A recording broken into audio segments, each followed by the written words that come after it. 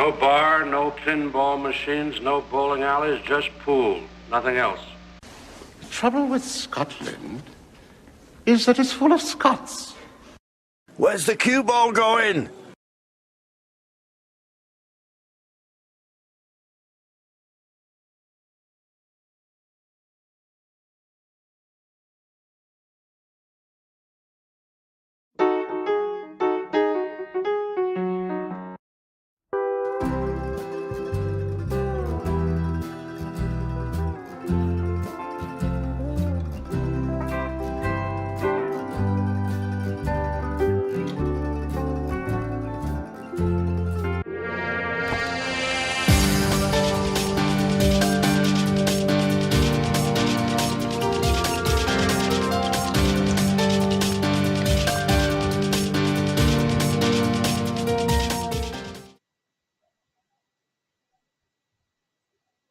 Well, good evening. Welcome back to VP4 TV. We're here on Virtual Pool 4 Online. Good afternoon or good evening to Hazad, if you're still there. Good evening to Dwight.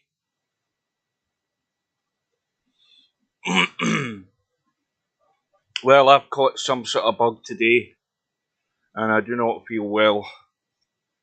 There, let's get that over with. I don't know what I'm coming down with, but it's not pleasant. But I'm here, and so should Steve as well, according to what he said. So we've reached the final of the VP4 2022 Black Ball World Championships. We've got the two best players in the tournament, or one is certainly the best player in the tournament so far. That's Cobra, who's gone all the way through the winner's side. If we have a look at the bracket, and if we can find Cobra, where the hell is he? We'll see that Cobra had a forfeit in the first round. Wanwa decided he wasn't interested. And then in round two, Cobra beat Tommy in a close match. Don't forget that had that incident with the black ball, which should have been a re-rack but wasn't. So Cobra got through that match. And then Cobra won out against Semi-Pro 13-7. And then Cobra... Evening. Good evening to Steve. Then Cobra beat Zangetsu in round 4. And then, of course, the big match was when Cobra sent Albinario to the one-loss side in that final rack decider, 13-12. Albinario, he had a 13-3 win in the first round against Simanx. And then, of course, he was in a good lead against Mal, and then Mal decided he wanted no more of it. And then Albinario in round 3 beat Spudboy 13-3. And then Albinario beat Larry in round 4 13-6. So that's how they've got to where they are. Well, of course, the other thing is once Albinario went to one loss side, Albinario had to beat Tommy in that match, and it was a bit one-sided. Albinario won it 11 racks to 3, and that's now how we've got where we are. We're at the final. So welcome to everybody. Welcome to Steve. Welcome to Slim. And we've got predictions of 15-10 to Albinario from Dwight. We've got 15-11 to Albi. Well, I'm saying 15-10. That's what I'm saying. I'm going to go for Albi for 15-10. Although whether that's going to come true, we don't know. Good evening to Semi-Pro. Well, Steve, what have you been doing for the last week and a half since the leagues were supposed to be getting tested? I think Steve's got bored already. He's gone.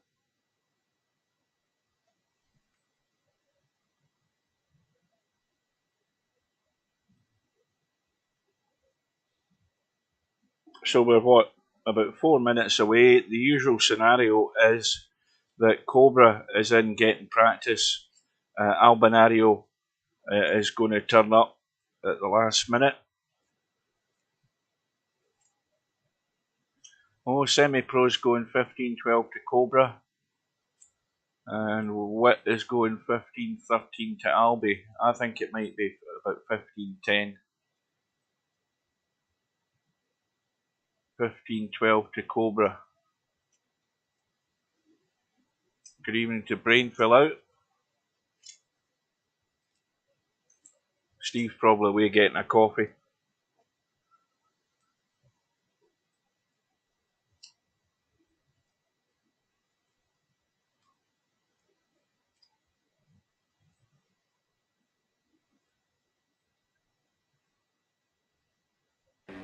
Your assignment tonight is strategic.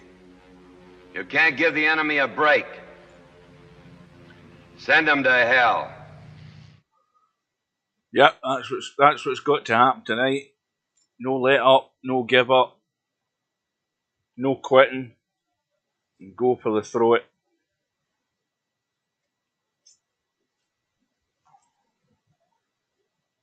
I'm just looking forward to getting to my bed and see if this will maybe clear up during the night.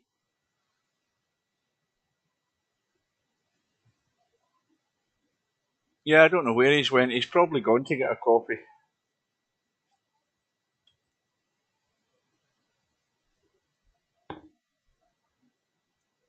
Oh, did that? Right, now I wonder whether... what room's this in? Is it in the beach house? Where the hell is it? Blah, blah, blah, blah, blah. Deep pockets. That's in. I'll probably have to change the cloth colour again. Oh, there's Albinario. He's arrived. So the good news is we've got 2 players for the final. We'll have the lag for the break. And then, of course, the fun starts when things start going good and going bad for whoever first. It's going to be down to the minimum amount of errors that might win this match.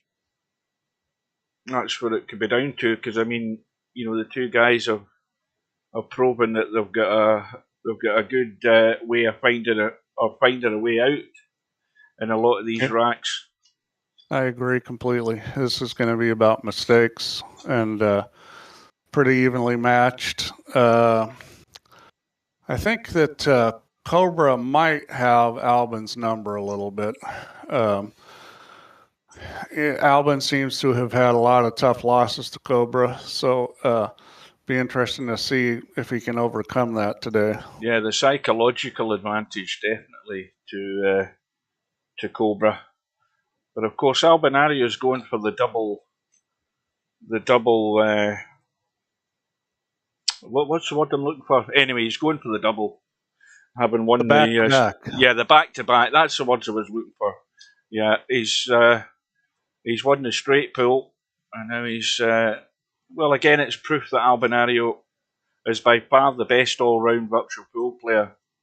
He adapts to all games and becomes pretty competent at them, no matter what game it is.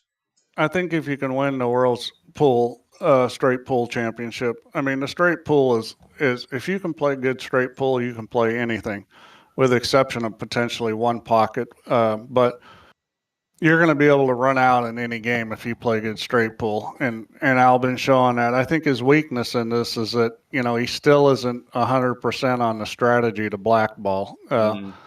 I don't think Cobra is either, but I think Cobra's got a little better handle on the strategy and how to play blackball. Right, the room is up. Let's get in, get the cloth changed. Settings, miscellaneous. Oh, that was rotten. Just in the middle of changing it. Now I've lost track of what I'm doing. Right, there we go. Oh, so here we are. Both players in. Cobra at the bottom of the screen. Both using very similar cues. Oh no, they're not. I haven't looked at the butt end. Well, that was hit pretty hard. Yeah, that's the old sledgehammer touch. Yeah, Cobra trying to get every advantage he can, waiting until the very last second to hit the ball. Yeah, Albinario's won the lag. And Cobra's forgot to change the DPI in his mouse. Well, I guess it was Cobra that messed up. Okay, I thought I had him backwards.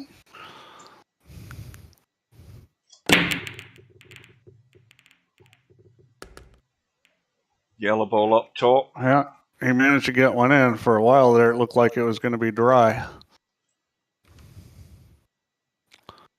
Well, this is going to be the first interesting rack because there's work to do here.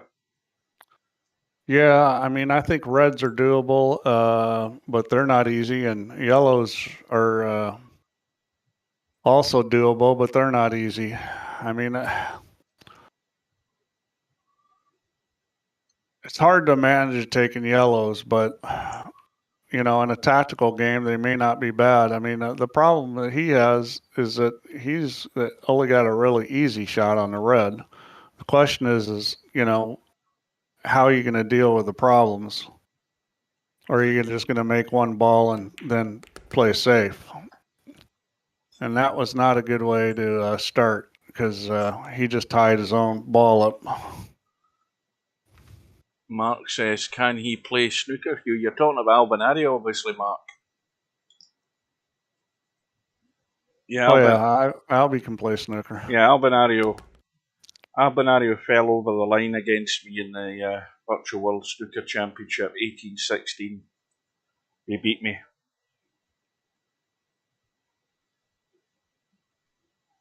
Of course, look, carry on, Steve. This is a good play here. He's looking at putting his red into that little gap. It may not go, but if he can get it in front of that yellow, this is a really strong play.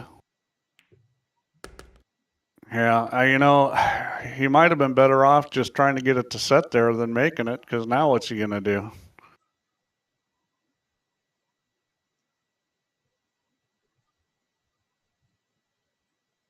Well, the one thing that's certain is it'll be a hard job for Cobra to run out here when he gets a shot. Well, I mean, it would have been a lot harder if Albin had hung that ball in the pocket in front of the yellow and then played safe. Now he's playing safe. Well, he's not playing safe. I guess he's going to try to run out here. I mean, it's doable. Well, that red does go into the side. It does. And I think he's going to be in a real good spot here to do it. He can just roll this, I believe, and get on it. Yep. I think he's going to get out here. I mean, if you're going to shoot a red in the side, this is the kind of shot you want. Well, that was very well done. Albin's going to take the rack. He's playing aggressive, which is, playing aggressive is great as long as it's working.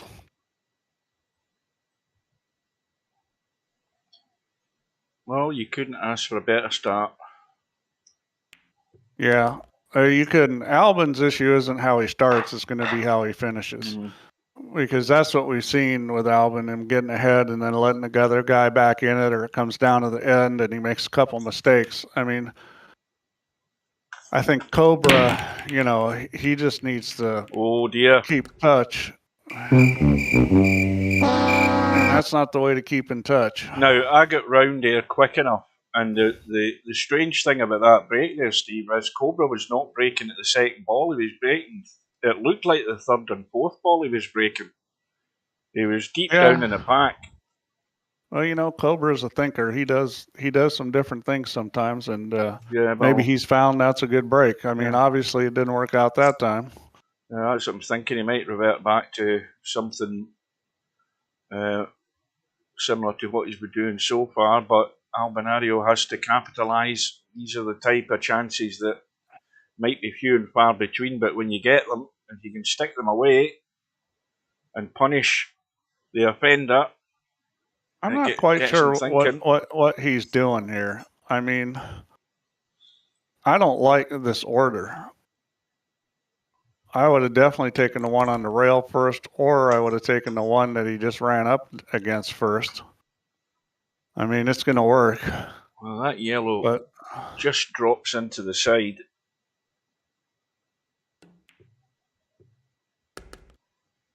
Yeah, he's out here, I think. Well, I think he's in two minds whether to take the yellow. I mean, he should be taking the yellow he's on, but he's having a good look at the one into the side. It will go, but you've got to get good on it to drop that in. Yeah. Even if he doesn't get on it here, he's got plenty of time. I mean, I think he will try to get on it here, but he's got plenty of time. Oh, that's, Well, that wasn't so wonderful. I mean, you can't underhit that ball. You could go a little too far, but you didn't need to be straight on that yellow to make it and control the cue ball. Looking at the combo, I think, well, it's the only option he's got because he can't see the other yellow. Yeah, he has to shoot the combo, and the bad problem with this is it's a little uncontrolled at this distance. I'm looking to see whether this cue ball's going to hit. Well, I would think it's going to hit, unless he does something with the cue ball. He's going to hit the red, and he might kill his chances for the 8-ball. Yeah, he came out okay. He hit that soft, which was, I think, a smart play. So, the 8's going to be a lot tougher now. He did move it over where it's potential blocker. I mean, he's still got a shot.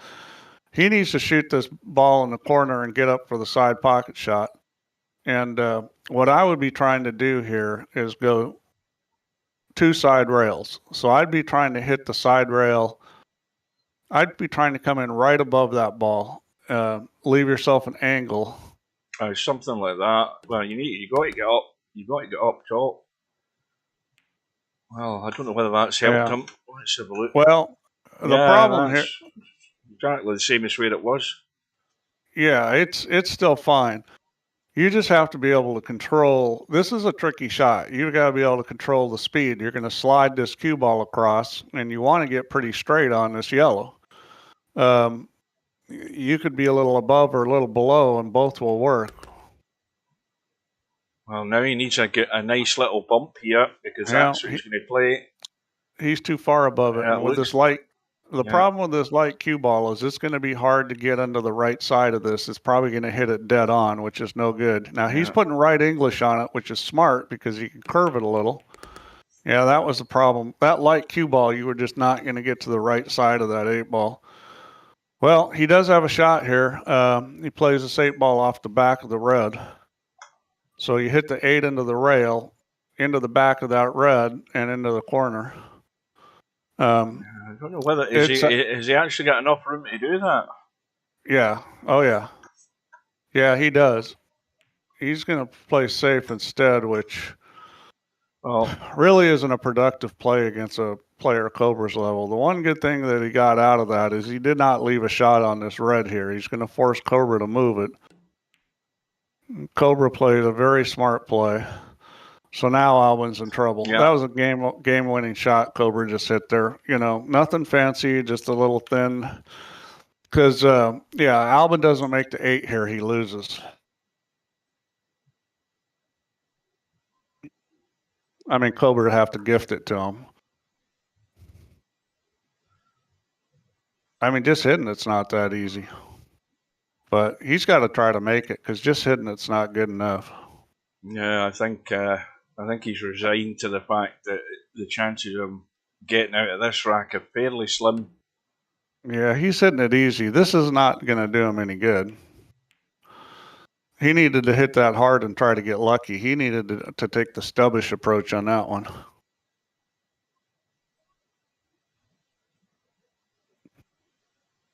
Somebody's asking who is Mr. Bill. Kiko Pasevsky. This chap has been messaging me on Facebook, and he's asked me the same question.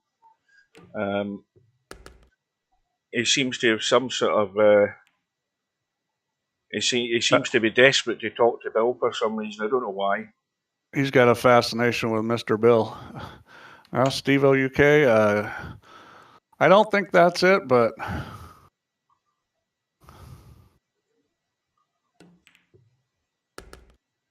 Yeah, I mean this is a pretty simple situation here for Cobra. He'll probably leave this red that's down on the half of the table with the 8-ball for the last ball to get on the 8. And I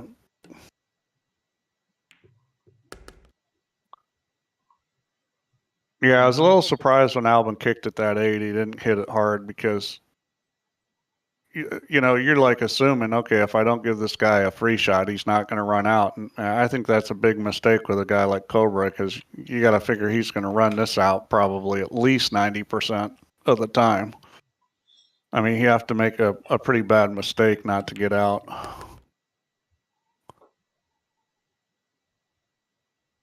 Well, I'm sure he didn't want that angle, but it's still fine. He'll just slide across.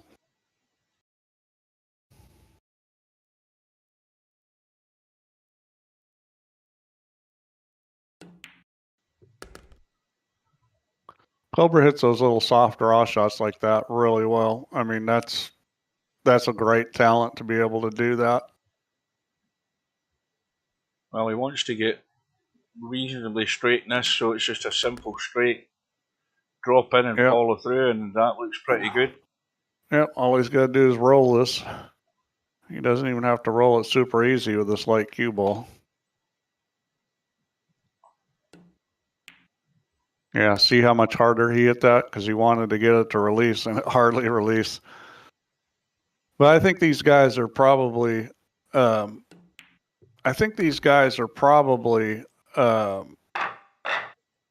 pretty used to this cue ball at this point. They've played enough matches with it. Yeah, I don't think that's a worry now for them. I mean, it took them a little while to find their feet. Well, Cobra had the disease now. Albinario's caught it.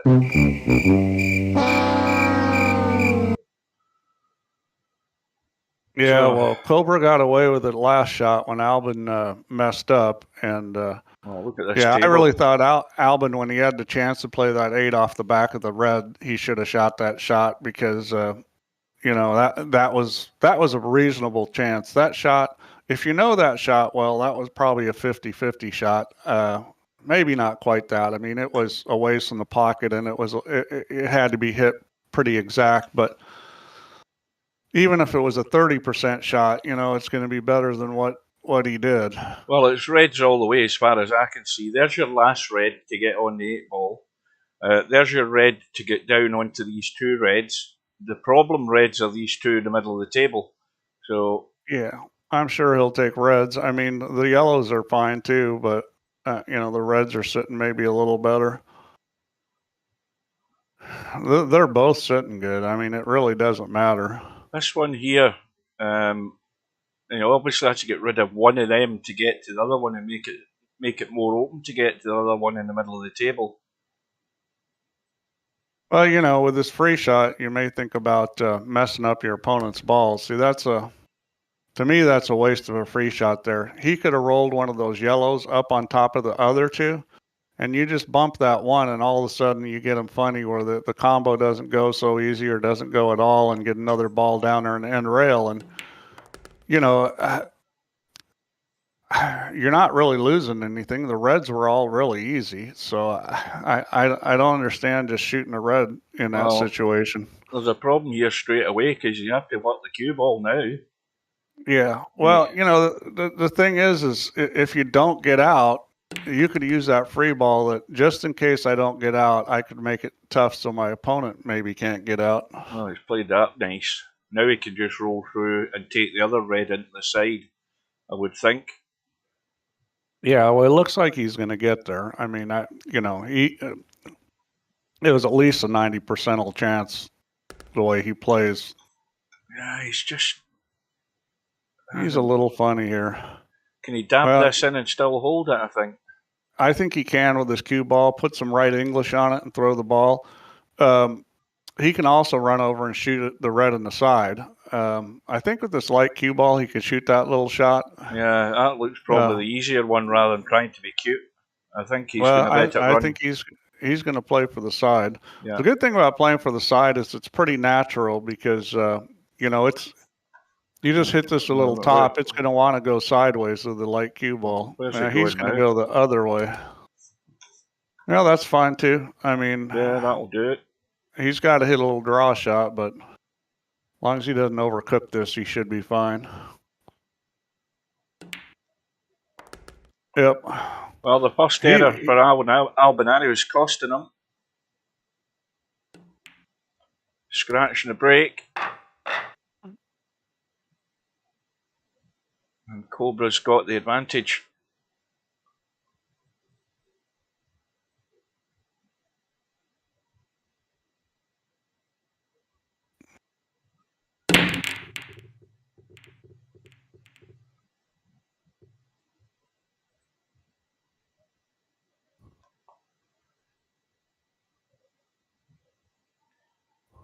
Well, Cobra's come up dry, and Albinario, well, these reds don't look bad to me. I mean, he's got 2 reds and the rails up top. Dink back for the one on the bottom rail here right now, I would think. I think he'll be taking red, and he's got a chance to bump this one, which is a smart play because that just makes it a lot easier to pot. Well, I think he needs to be considering to get rid of that one up there first, because that way it opens up the rail for that other red in the rail, and then he can deal with these ones down the bottom, and he can take that one as his last ball if he wants to hold for the 8 ball into the side, because he can work these and then use that one to go on the 8. Seems fairly straightforward. Yeah, except he got a little funny angle on this ball. Like cue ball, it didn't matter.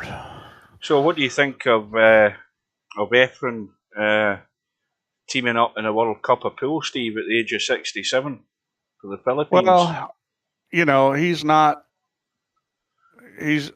definitely not the second best player in the Philippines at this point. But there's a couple things I'd say about that. One is, you know, I don't know what's going on with Dennis Coolio.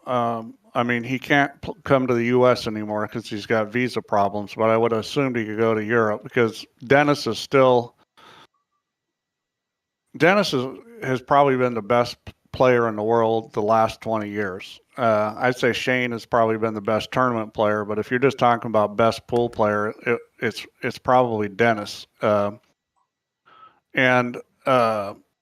You know, Beato is a great player, but there's plenty of guys that play better than Efren. I think, you know, this is sort of a box office thing. I think that's what it is. Yeah, you know, I mean, isn't this World Cup being run by Matchroom? Oh, yeah. See, I don't know how those teams came apart, but if Matchroom had anything to do with it, there would be your answer because, you know, they're really concerned about TV ratings, and that was a well-hit shot there, a little inside. So, you know, I'm sure.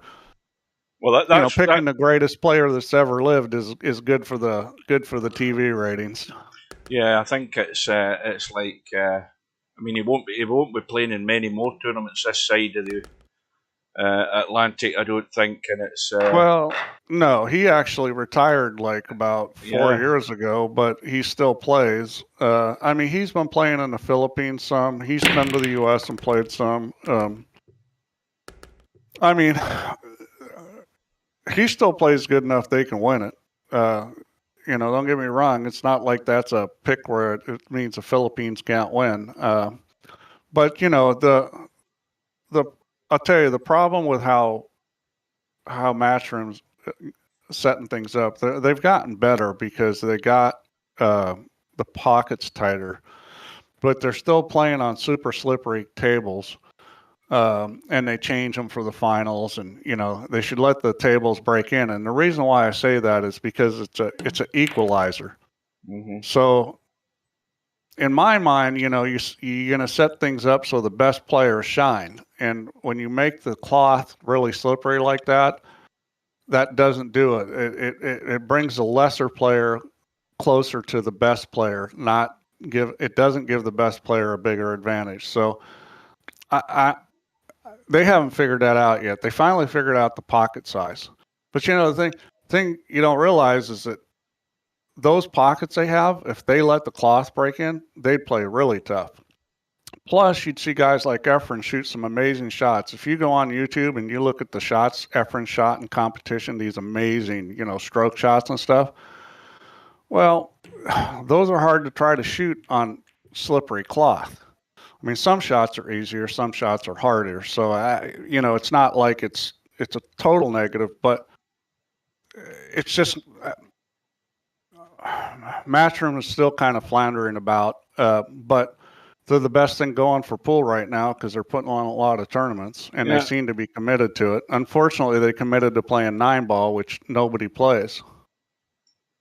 Yeah. Was you watching? I was going to ask you a question as well. A follow-up question: was you watching any of John Schmidt? No, I haven't been watching his attempts, but John Schmidt's a great player, no doubt about it. I mean, he's won a U.S. Open. He's won the Derby City One Pocket. He's a great straight pool. Obviously, he's won the straight pool world championship. I mean, he might be able to do it, but I don't know. Everybody's sort of into that record thing, and it's like, well, I'd rather see guys just play a straight pool competition than trying to do high runs. Well, I watched a fair chunk of it, and he spent 5 days, probably 4 hours and more at a time, trying to break the record. And he was getting 100 odd, he was getting 200 odd, and his high run in the 5 days over the whole time was 348, and that just shows you how tough it is to try and get to the 700 odd. I mean, I mean, it's not that; it's the time it takes to do it. Sure. Hours and hours to do it. Well, it takes him a little longer than Jason Shaw because Jason plays faster. It's an advantage to play fast and not grind because you don't get as tired. I think, in these long run things, a guy like Jason's got a big advantage in the style he plays. Is he not wearing glasses now, Efren? Did I see him with glasses on? No, maybe I'm mixed up. I think he did have LASIK at one point, but I mean, it's not just the long shots he isn't able to play. He makes mistakes now that he'd never make before. I mean, he still can really play. Don't get me wrong. He's just like anybody else getting old. It's not as good. Well, with 2 racks all.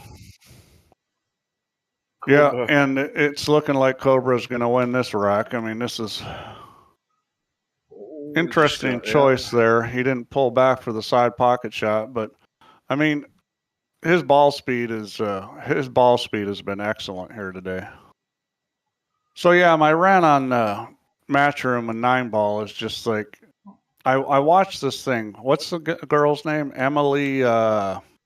I don't remember her last name. The one that's running pool now for Matchroom. The woman that runs the pool. Yeah. I think it's Emily something. But anyhow, so Carl Boyes is interviewing her, and Carl Boyes has kind of a little bit become a Matchroom lapdog. I mean, but I don't, you can't blame him. They're paying him.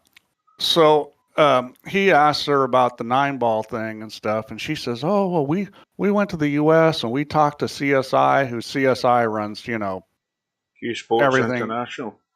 Yeah, they run tons of big tournaments. We talked to Predator and we talked to CSI about doing 9-ball, and they want to do 10-ball. I don't understand it. It's like, well, how about because 10-ball is a way better game for pros to play? Yeah. But I know why they're doing 9-ball. They're doing 9-ball because everybody recognizes it. The common person, especially in Europe, recognizes 9-ball. Well, guess what? Why they don't recognize 10-ball? Because Matchroom never puts on TV. Yeah. If they would start doing 10-ball, but I understand why they're doing 9-ball. It's just not as good a game for pros. So the rest of the world told Matchroom, poo-poo, we're not getting on your 9-ball bandwagon. We're going to play 10-ball. So that's my Matchroom rant for today. So Cobra, I never looked to check what he did there. I should have went round there before he broke, and he's had 2 scratches so far in his breaks today.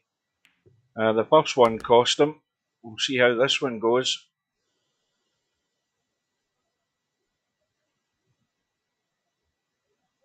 Albinario's obviously he's got these 3 reds down the bottom of the table. The only concern is the one that's stuck in the middle of the table, where I don't know whether he played for it there, but He'd probably run it up the table now after this one in the corner. You realize that this is going to be at most 2 games different in score. Oh, I think it might be more. Well, everybody else does. So. Everybody else does. I think this is going to go down to the wire. You know, I mean, these guys both play too good to let somebody run away with us. What do the other guys think? Who do they think is going to win? Well, I said 15-10 to Albinario. Oh, no way. Well, I think Cobra's got the edge. I think Cobra keeps breaking the way he's breaking and scratching. I think it will be 15-10. Well, yeah, but I mean that's not going to happen. Cobra's smart enough; he'll adjust. Oh. I mean, I think this is going to be within 2 games. Whoever wins, it could be either one. I definitely don't think it's going to be like a 15-10er. Well, two scratches in the break from Cobra, and Albinario's punished him twice. Right. Yeah, that's what that is what you need to do. Let's have a look. If another guy makes a mistake, you got to make him pay. Albinario's I mean, the break is definitely a huge part of this 8 ball. You're right. If you don't break good, you can't win this match. So Cobra's got to figure something out.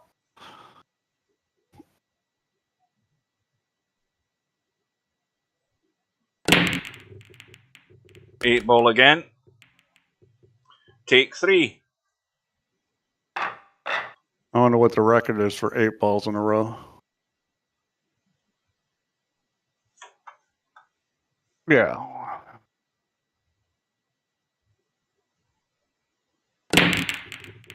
So Cobra's been doing a lot of practice. Yeah, well, you know, I mean that's a good break.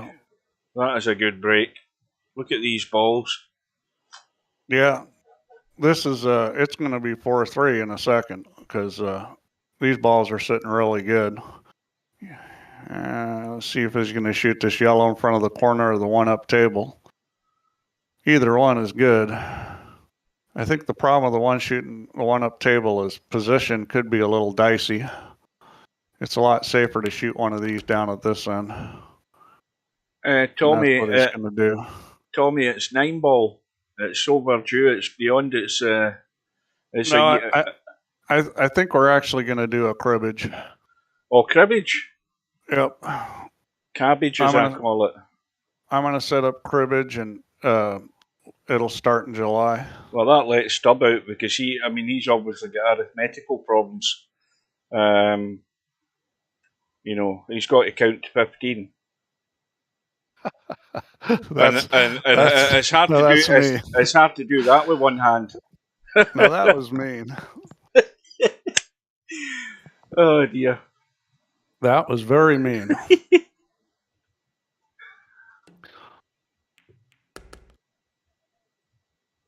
Cribbage is cribbage is a very tactical game, Steve, and I bet that's another thing. I think that might be a good idea because I'll tell you what.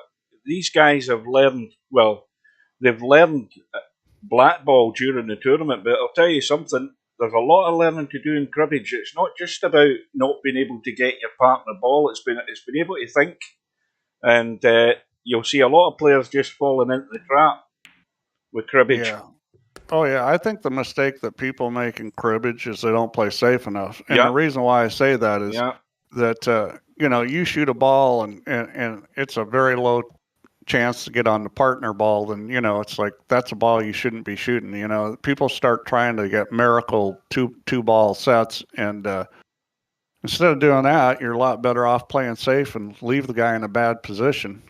Now, granted, that can be difficult if you have a lot of balls on the table, but it doesn't have to be anything fancy like that safe Cobra played earlier where he just kind of thinned the ball and went behind another one, and all of a sudden it's like, gee, Now, Albin only had 1 ball to shoot at, but you can roll up on a ball even when there's a bunch of balls on the table and make it tough. So that was a good shot. I would be interested to see how these guys are going to end up playing cribbage. That was a cracking shot. Yeah, Albin is. Albin was supposed to get out this rack. I mean, there's no doubt about it. It was. He made it a little tougher than he needed to, but Looks like these guys both came to play. Oh yeah, they're meaning business today. Let's see what Cobra can do with the break here, because yeah, let's get round and ready for this to see where he goes. Let's see where he breaks and which ball he hits. He's aiming at the second ball. No, he's aiming at the third ball. He's on the third. Third and fourth. Yeah, see, the problem with that is he's letting the cue ball get too low. He's scratching in these corner pockets. He's got to put a little draw on that ball. Oh, what a mess this is. Yeah. He's either hitting too low on the ball or he's not putting enough draw on it, one or the other. Yeah, when the cue ball's low in the pack and he's bouncing across this bottom of the table here, he's got a strong chance of getting kicked in or ending up going straight into a pocket. Well, I think he's going to play the combo and take the yellows right here. I think that goes. It's close. It's going to throw into the rail is the problem, but I think if he hits it not too hard, that combo will go. Well, it looks as if it might catch the knuckle. Well, it's going to hit the knuckle because it's already hitting the knuckle going straight, and it's going to throw. That's why I'm saying you can't hit this too hard because it won't go in if you hit it hard. Well, he's maybe going to do some stubbishness here in a minute. Watch this. Yeah, that's what he was trying. Well, the thing is he's got all these balls over here that he can use to play a combo. So now that combo goes for sure because the balls have moved a little. Yeah. So he just has to get over here on the other side of it. So I think what he needs to do is make this yellow that's in front of the pocket, the one that's extended out, without hitting the other yellow, and get around behind here, and he can play the combo on that. I mean, that's all he's got because he can't shoot these other balls; they don't go. Yeah, I don't think. I mean, he's looking at these yellows. None of them go. This is just top left on that ball. Hit it into the right side of the pocket and get around the other side of this. Now, the problem with shooting a combo is you're going to have to hit it hard because you've got to get the ball you're using for the combo out of there. Otherwise, you're just stuck. And he came up with a better solution than mine because that gets rid of the stuck part. That's worked out because his yellow still goes. Yeah, that was a very smart play. That was, and that's Cobra. He's a thinker. I mean, that was a very smart play. Because he didn't have to take a big chance of hitting it hard that way. That was really well thought out. Well, welcome to all the latecomers. This is the VP4 Black Ball 2022 final, race to 15. Cobra from the United Kingdom, Albinario from Sweden.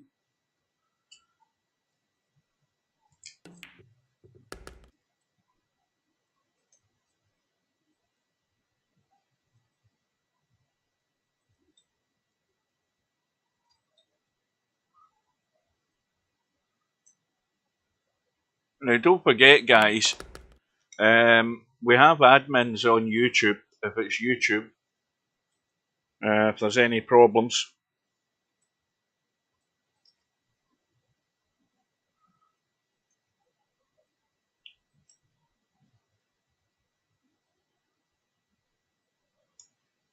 Now, you were saying that Cobra was a thinker there, Steve. What went wrong? What did I miss? Because I was looking at the chat. How come Albinario's at the table? I don't know. I wasn't looking either.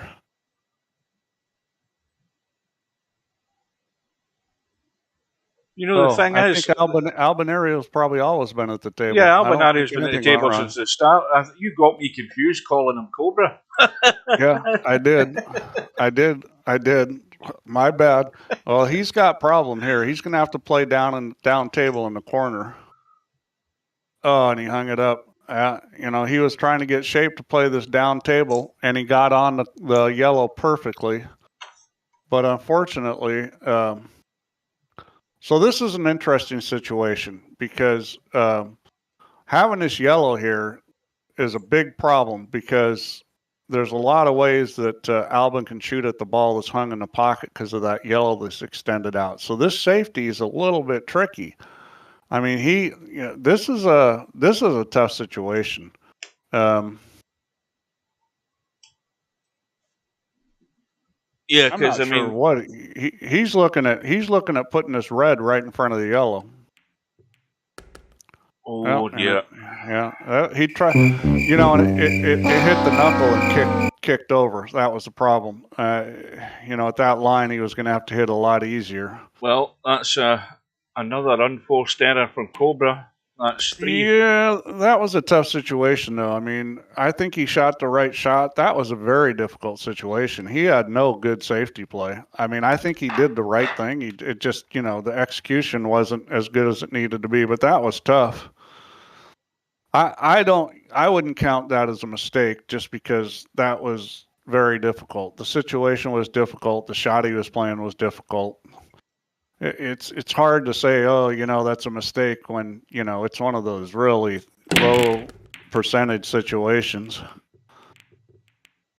Well, it's 5-3 and Albin's breaking, and Albin's made a ball. Albin looks like he's out for blood. Hughes' prediction is still alive.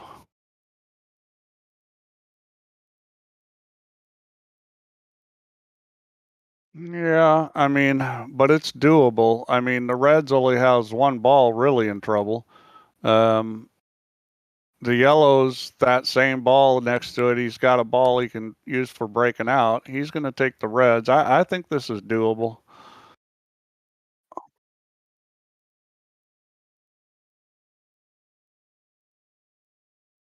Oh, I think he might be able to. The problem is hitting it with enough speed because he can hit this one red with draw left, and that cue ball is going to come back quick. The problem is the harder he hits it, the more likely he's going to get into these balls he doesn't want to hit. So I don't think that's really a good shot at this point, and he's looking like he doesn't think it is either. My prediction. So he cheated. Sorry, Steve. He cheated the pocket, and he got, you know, he got about as good as he could hope out of that. Yeah, and the other thing is that even if he didn't break it out perfectly, he still got the bailout ball up the other side of the table there up top, so he can still work. He's actually looking at shooting this ball down table in the corner because this other one's straight in. I think he may go down table with this ball that's out towards the middle of the table. I predicted 15-10 Hog to Albie. I think this is the right shot, this one down table, because the other one is doesn't look good. He can't do much with the cue ball. Well, this isn't easy. He's played it perfect. He did what he needed to, and that's what you have to. That's what you have to do to win. I'm sure he wanted to get a shot on that other red, which he failed to come up with, but he's still okay.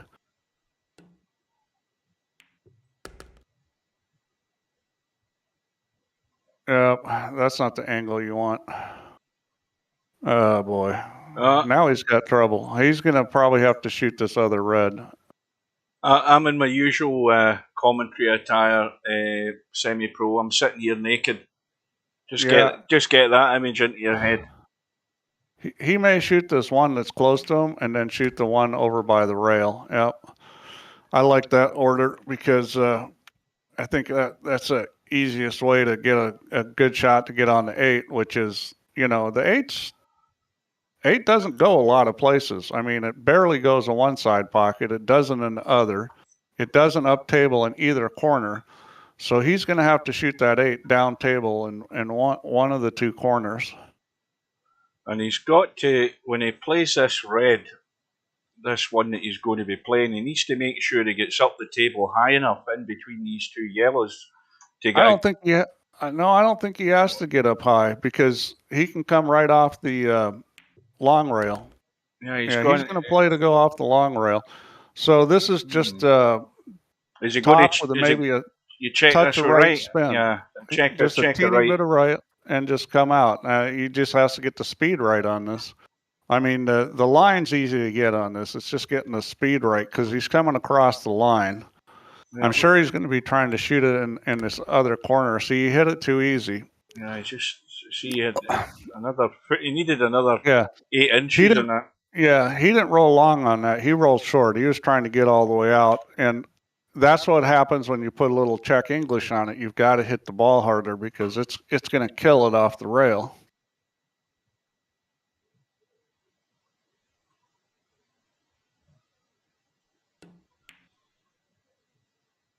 Again, pocket pace, dead weight. Well, he's coming through with the shots when he needs them. I mean, he did not play that perfectly, but if you don't miss, then it's sort of irrelevant. Well, Cobra's now under pressure because he's on a break, and the good news is he hasn't scratched. He's also got a ball, and he's got a problem because you've got a pair of reds and a pair of yellows have to be dealt with, regardless what happens. Yeah, well, the problem he's got is if he wants yellows, he doesn't have an easy shot on him. Because he'd have to shoot that yellow into the side pocket, cut it in the side. And the problem with the two yellows that are down here close together is they're not that easy to get to. I think he's probably going to take the reds and figure out how to deal with the blocking yellow. It's the reds aren't great either because he's got two reds that are together, and the one ball he's got to get to him is blocked by the yellow. So he might take the yellows here. I'm reading Spud Boy's comment. He says, "Wish I hadn't started the cement mixer. Would rather be here." Would rather sit here and give this match my full attention. Well, I'm sure the cement could mix for another hour or so, should it? Well, here we go right here. He may take a whack at this right now. This is not an easy shot to get up into that yellow. I mean, you really got to control it. Yeah, I mean, that's a tough shot, especially with that light cue ball. I think the light cue ball may have got him there. It's hard to believe sometimes how easily that ball comes back.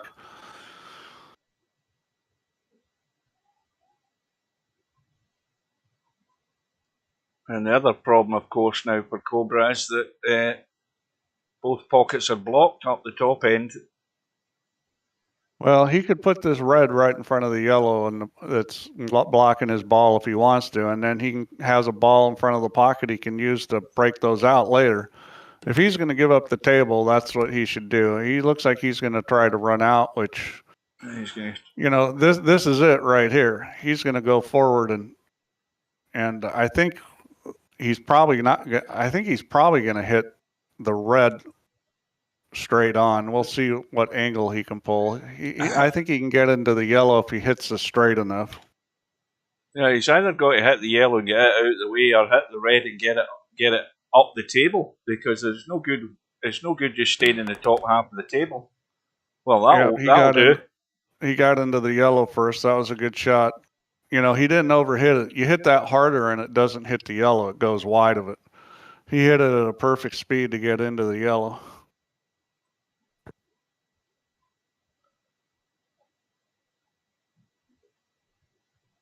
Me, Steve, argue with myself? Oh, yeah, of course. I'm just doing all viewpoints, all four personalities I've got. Oh, boy. Well, it's errors like that are costly. But, yeah, now that's a mistake here. You can mark that up in the mistake column. Right, and the but is, how does Albinario deal with the situation with those two yellows? Now, he could be brave here, Steve. Why doesn't he pot the yellow, this one here where the donut is, and let it run and try and get a breakout? The problem is he'd be taking a big risk and having a shot after it, though.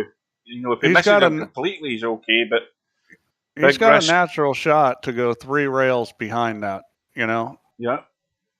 He could go 3 rails right behind those balls. He's got to hit probably just before, just before the side pocket may get into them directly.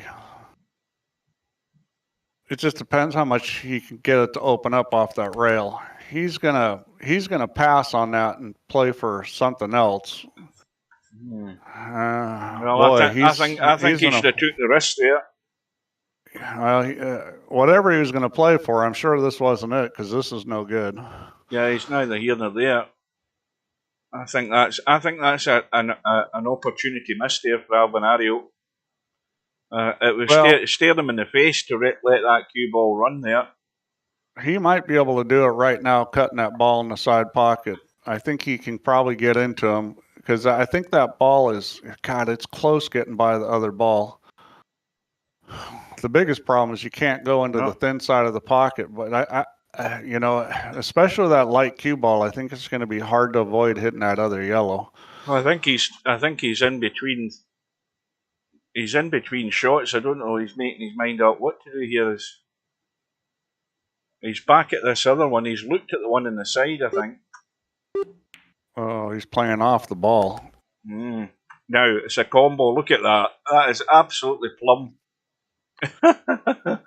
Well, I mean, he took a chance playing off the ball, and he got rewarded. I mean, it's dead set. I mean, that was a chance that was going to come up like that. It could have come up funny off angle, but it came up perfect. I'll tell you, he thinks he's just won a watch there playing that shot. I don't think he thought that was going to end up like that. But anyway, it's done and dusted. He'll take it. That was quite a shot there. I mean, it shows some creativity to try to play off the ball. I think he maybe hit it a little thinner than he meant, because I think he probably wanted to separate those balls.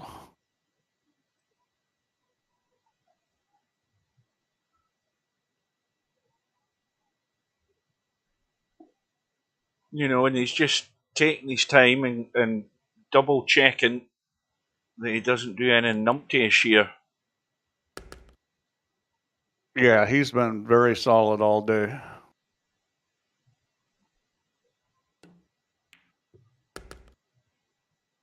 Well, already it's a long way back for Cobra. Yeah, especially an alternate break. But, I mean, he may end up getting a situation where he needs some help from Albin. Because Albin's breaking now, and if Albin breaks and runs this out, he's got a 5-game lead, needing 7 to win.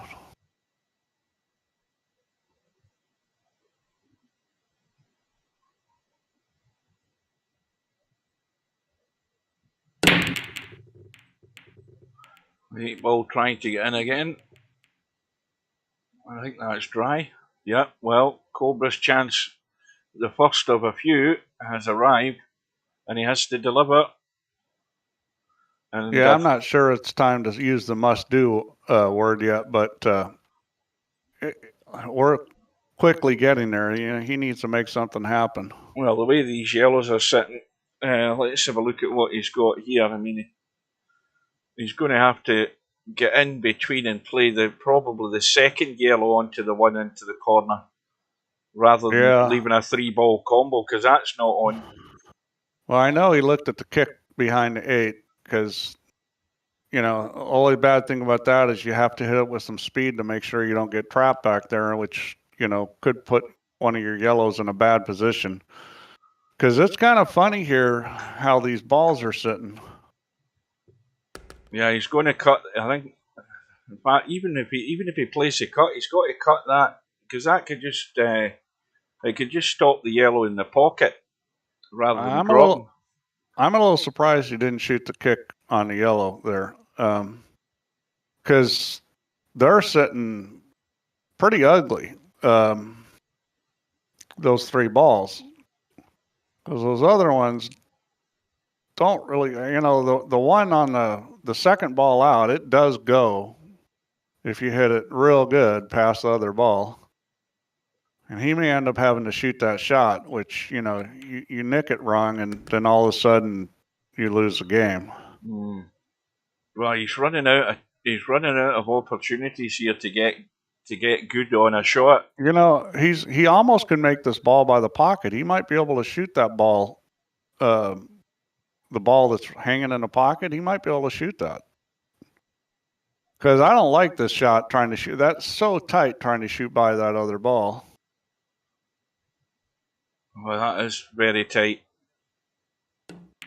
Yeah, he got it clean. Well, his eyes are better than yours and mine. Yeah. He hit it and didn't even touch that other ball. Well, I still think that he's trying to convince himself he can get to that yellow. He can't really get to it where he would pot it. Well, he's got a shot right here. He just hit this with a little draw in left English and come around. I'm kind of wondering why he isn't just shooting that. You shoot this ball with draw left, go 2 rails out around. You've got 3 balls you can land on. There it is. Yep. He's got it. That was tight. Yeah, no, that wasn't as tight as it looked because the ball was going to open up off that 3rd rail.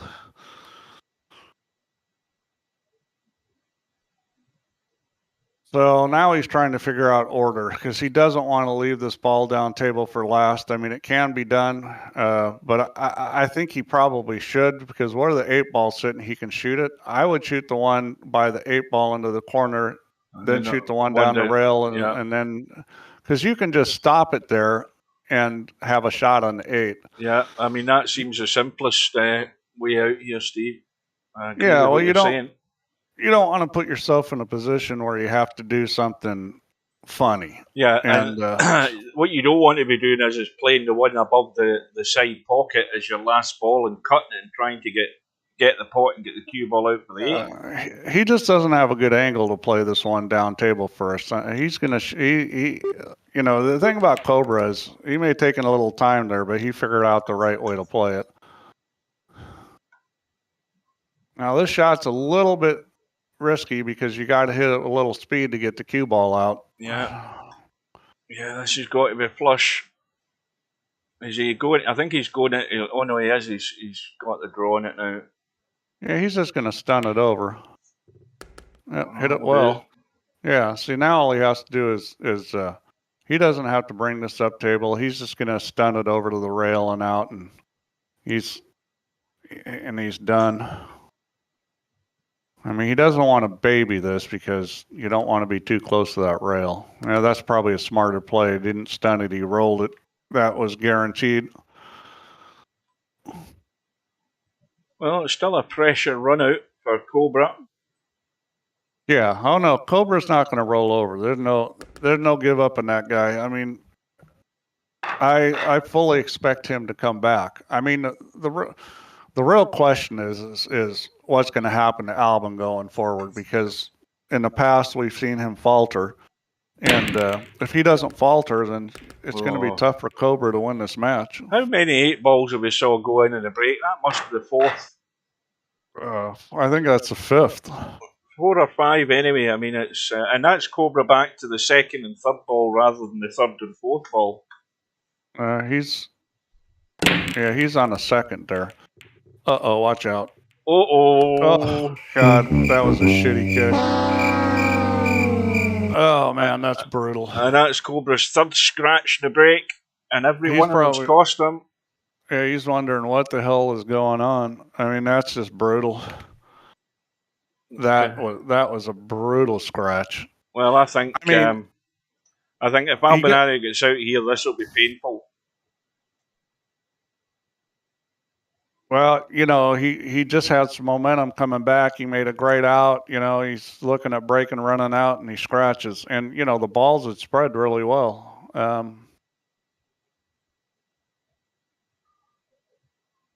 what do you do here, Albie? Is he trying to run the red into the 2 reds on the side, or at least one of them, and get one of them out? That's what he's doing. I think that's exactly what he's doing. You just got to think about where the balls are going here, because you don't want to put them on top of another bad situation. I'd almost think about going over.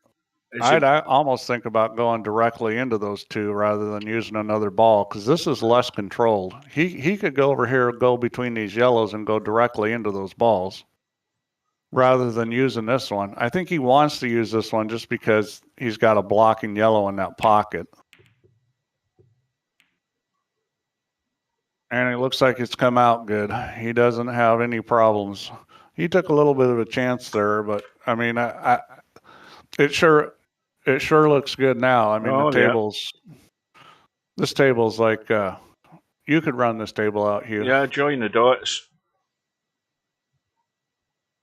Now, does he take the red into the side and then get that one down the rail? That's what he's looking at, I think.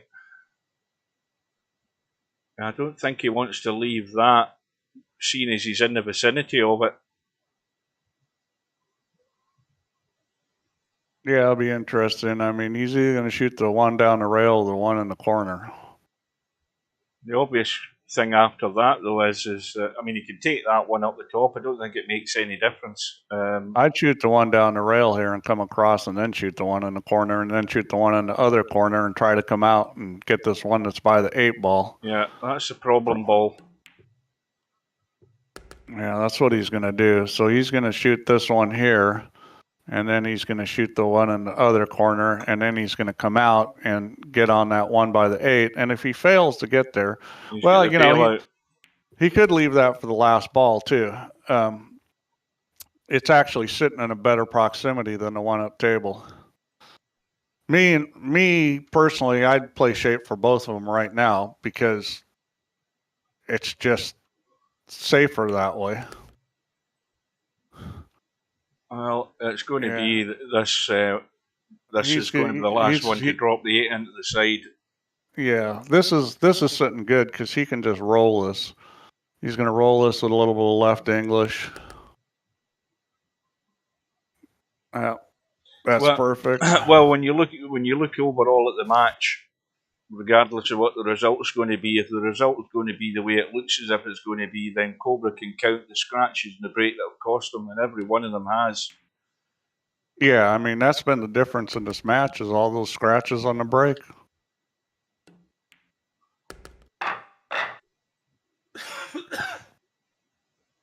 So 8-4 to Albinario. He's halfway home.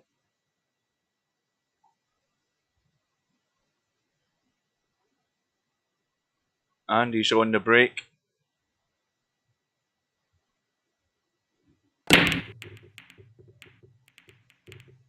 Oh, it looks dry. Well, that's what Cobra needs. So, what he really needed was a super easy table, which this isn't. It's not terrible. I'd be surprised if he doesn't take the reds. Mainly because you've got that one red over there by the other red that's in trouble to help break it out. Yeah. Yeah, he doesn't have to be desperate at the moment to try and break them out, because you say that red that's out into the table to the right of the 8 ball, that's the one that will allow him to break that other red out if he gets good on it. Yeah. The only thing I don't like about the reds is those 2 reds extended from the side pocket are trouble, because you got one of them blocked by the yellow, the corner pocket down there is blocked, so those are going to be a little tricky to get on. Mm-hmm. That's this one that's tied up. I don't see that being a big deal because he's like right now he's going to break that out. Yeah, I think he would have much preferred to actually have that cue ball roll another foot down the table and get that one into the side. That red, I think he would have preferred that. But this is the best angle for breaking this out because you don't have to hit it too hard. You know, I mean. Yeah, and see, he's got this other ball as an escape ball, which he's going to need now. Now he's getting into the big problem, which is how to get on those 2 balls that are extended from the side pocket. That's going to be the tricky part. And the way this is sitting, where that 8 ball is, this is going to get difficult because he really needs to get set up where he can go like 4 rails off that ball by the 8 ball to come back around and get behind these. Mm-hmm. Or, you know, I mean, obviously the one goes in the side. That isn't it. Yeah, well, that's what you didn't want was that angle. This is tricky. Well, he can use the 8-ball. He needed to get high on that. I mean, because the worst case, he could shoot a 4-railer.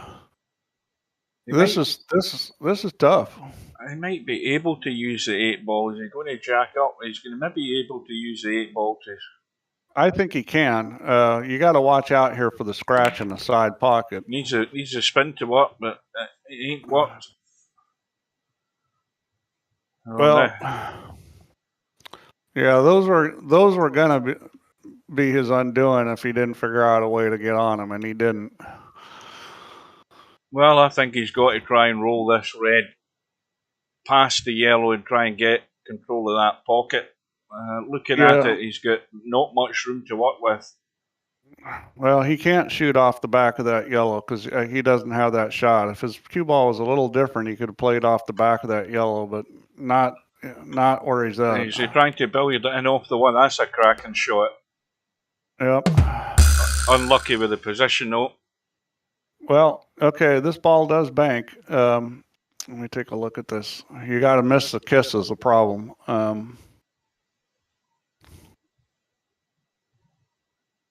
Yeah, this ball will bank, but you have to avoid the kiss. You have to actually, boy, get the cue ball out of the way. You've got to go for it. In fact, the problem is I don't think you get enough of it, Steve. You can't get enough of it. Oh no, well, you're right. He doesn't have enough of it. I didn't look at that. I just assumed it went by, but it didn't. Well, looks like it's going to be 9-4. Yeah. Well, because I can't imagine Albin not getting out here.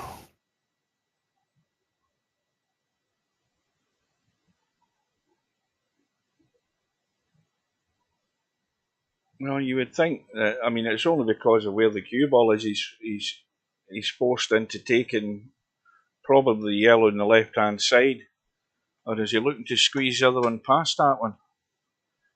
Yeah, he's going to take that one first. Yeah. The obvious thing here is that he tidies up everything up this top end. You would think to deal with. I would the last think two yellows. I would think that you'd want to. I mean, do that first. I mean, he doesn't. I don't think he wants to. I don't think he wants to leave these last two yellows. I think he wants to get rid of the one over this corner pocket he's looking at, and then get onto one of those yellows to get one of them out of the way. That way, then it should be fairly straightforward, because he doesn't want to leave the last two yellows over the right of that 8-ball. Then it could end up going funny. He needs to get the one blocker out of there. I think he's going to play for it right here. He's going to just move over and needs to keep moving over. See that. A little bit surprised he didn't try to go in between them. Well, now he's going to have to do something else to get on him. Luckily, he's got lots of balls.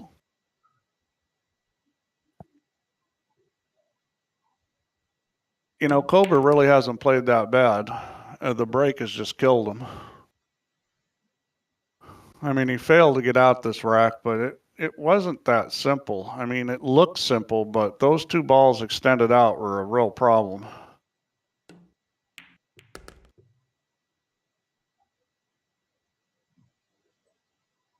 Well, now,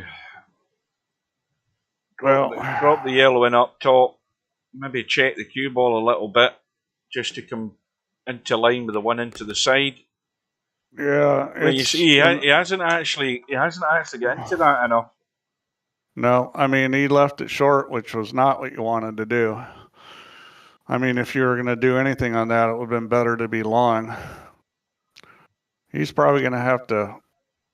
Well, it looks like he's going to shoot the one on the side. I was thinking he might shoot the one in the corner. He can just shoot that one in the corner and then play 2 or 3 rails back to the 8. He's dead straight in this, though. Yeah, he's looking at that now. I think that's a better shot, to be honest with you, than playing the one on the side. Yeah, he juiced it a little so he could get up here and make it simpler. I'm not sure he did. I think I would have rather had an angle on the shot, but the good thing about this light cue ball is it's not going to hit the red. He's going to give this some pace, and it's going to miss the red.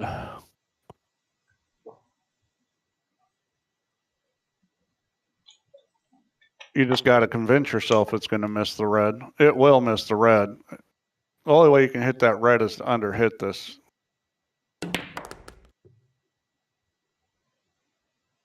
That will do nicely. Perfect. Well done. Yep.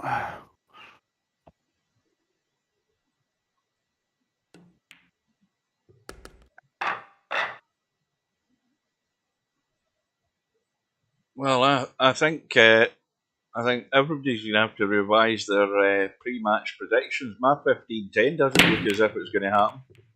Uh-oh. Oh, dear. Boy, that was brutal. That hit both titties of the one side pocket and went across into the other one. Well, you just know That was brutal. You just know now it ain't your day. Forget it.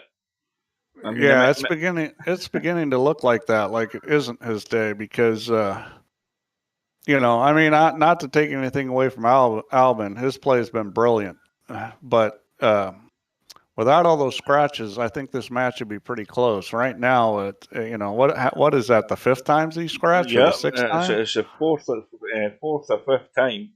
I think it must be the fifth. It's been a lot of times. Hog, just to let you know, on a traditional pub table in the UK now, this is a pub table.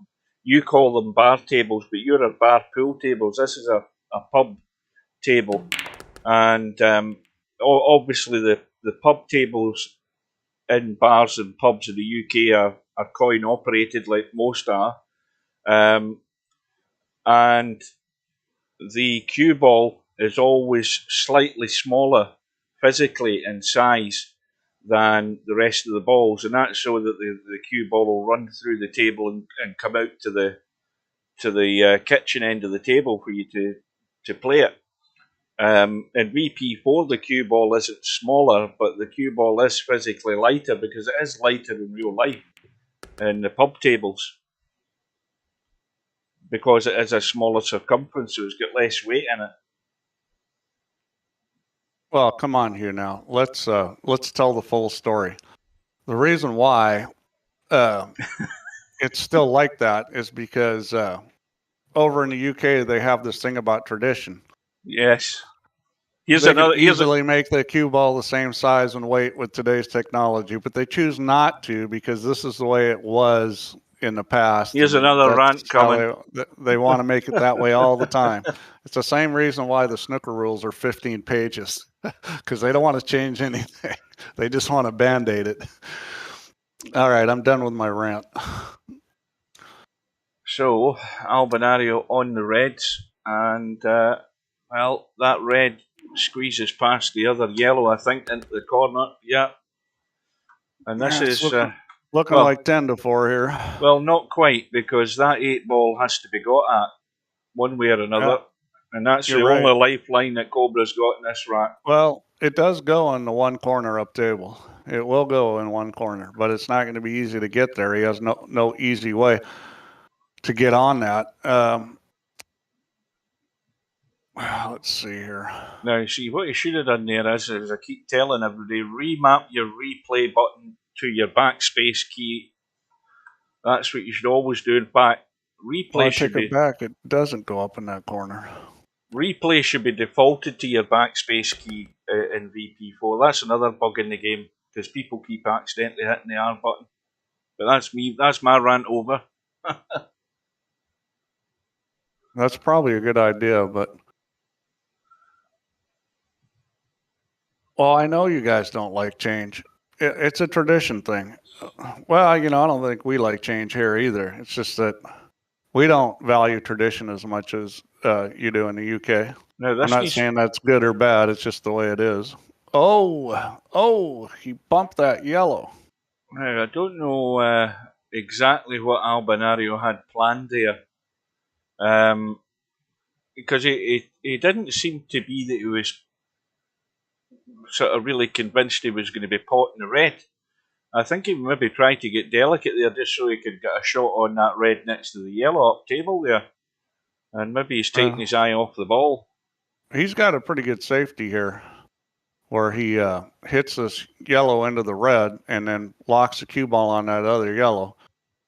You just got to make sure you get the red out of that corner. But that's what I'd be looking at doing here, is I'd be looking at locking that cue ball right on that yellow and getting the red out of the pocket. I think he can do it because it's going to double kiss if he hits that yellow into the red. And I think the red will go sideways. The one danger is that you leave a shot in the other corner pocket. He's going to opt not to do anything crazy like that and maybe try to play a saner strategy. But, you know, right now, I'm not sure what he was thinking on that shot. He's got himself in trouble. Okay, there's the kind of shot I was talking about, except he didn't get the red out of there. And the biggest problem he's got now is this red can be kicked in. I mean, this is not a hard kick shot. You hit this with right English. Well, on the outside of that, you got to go on the outside because the angle's not good going on the other side of it. You hit it with right English, go on the outside of it, hit it with some speed because you want to make that red and then have the cue ball come back out. Now, if you hit it right, the cue ball is actually going to come out and hit that yellow and the 8 and solve that problem. Whether or not you come up with a shot on the red is, you know. Now he's going at this the wrong way. He's going from the he's going from the inside. I don't like that as good. I think that's a harder shot. It makes the spot that you have to hit much smaller on the red. Yeah, I think he just played that the wrong way. He needed to go on the outside of those two balls. Well, I tend to rant more about VP4. Steve rants about how people are playing. I mean, I can get off on a rant on how people are playing as well, but I generally rant about things in VP4. I've ranted for years about things in VP4 that Steve still ignores me about. And I'll keep ranting about them. How many rants for comedy? I don't know, you know. I mean, I've got a lot of rants in me. Well, Cobra, he's got to get it done. Yeah, this is absolutely must do at this point. Yeah, I mean, there's, done. You know. And of course, he's got the same situation anyway now where this yellow's stuck. This yellow's got to be got at. Well, but he's got plenty of balls on the table. He might be getting at it now. I think he'll be trying that now. I think because I don't think there's many other options where he's queuing over this yellow. He might just want to dig this forward. No, he's digging into it. He can't go forward and hit it. Well, that'll do it. He got it loose. Yeah. That'll do it. Well played. Now, see how nice and under control that was? Where's Stubb when you need him? Stubb would have just hit that as hard as he could. Yeah, you know, all you need to do is just a gentle nudge just to get the thing into play. That's all it needed. But Stubb would have blasted that and then probably scratched and then think the world's against him. Probably not as much as Cobra thinks the world's against him right now. The amount of scratches and the break he's had. Well, it's interesting. Cobra plays more stun shots than Albin does. He tends to play more like a snooker or black ball player. He plays a lot more stun shots. Albin plays more like a straight pull player. He rolls the ball more. Now, is it 2 rails or is he going just straight across? I think he's just going to come straight out. Oh, disaster. He might have been better going 2 rails. I think he might have checked that a bit. And that's what's done him. It's caught the knuckle. Yeah, he caught the near knuckle. I think he put a bit of left on that to maybe straighten the cue ball off the rail just to stop it leaking away, and he's paid the price for it. He might have been better to let it run. That might have been the safest shot. Well, he's not completely dead here, but we'll see what Albin does with this. I mean, knowing Albin, he's just going to roll this. But the problem is if he just rolls this with that light cue ball, it's not going to be good. I think he needs. Well, he's not rolling. He's got drawn it. I think this is what he needs to do. Well, if he was rolling it, he was going to get a big chunk of that yellow ball. Yeah, he's still going to get a piece, I think. Well, he didn't. That light cue ball is amazing how quick it'll pull over. I thought he'd still get a little piece of it. Well, this could all go pear-shaped in this shot. It could end up obviously being hooked here, because how hard does he want to play this red and to get this cue ball moving? Well, you got to watch out hitting the knuckle here, because this light cue ball, he could hit the knuckle on this shot. It's going to be close.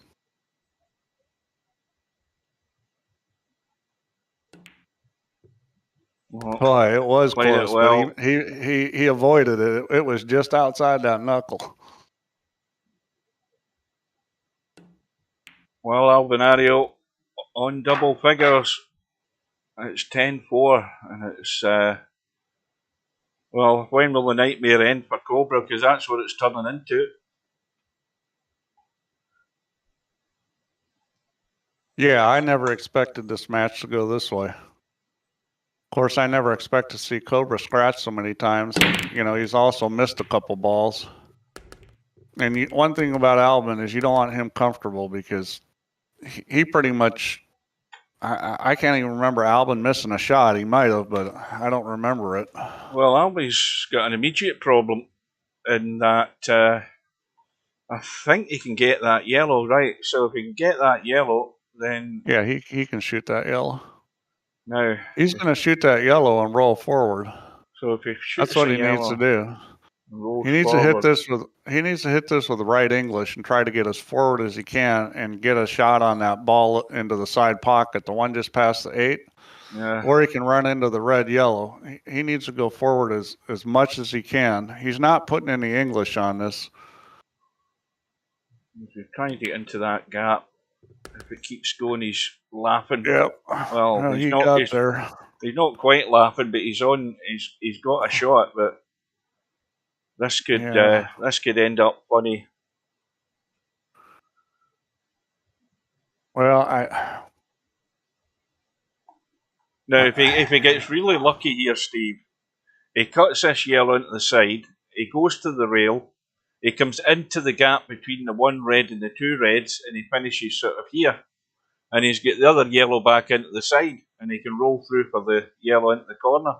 I think he's on a line here where if he goes and cuts this in, he's going to hit that second yellow out from the end rail, or second red out from the end rail. I think he'll miss the first one that's out towards the kitchen line and hit the second one. I think even with this light cue ball, it's going to go past that first one, but I think it's going to hit the second one.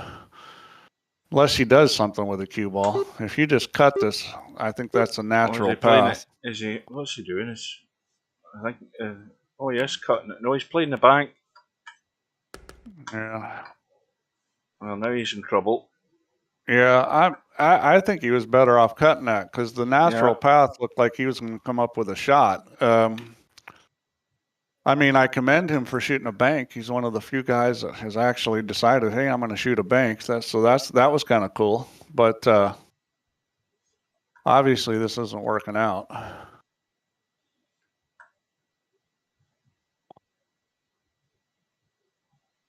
Well, now the question is where to put the cue ball.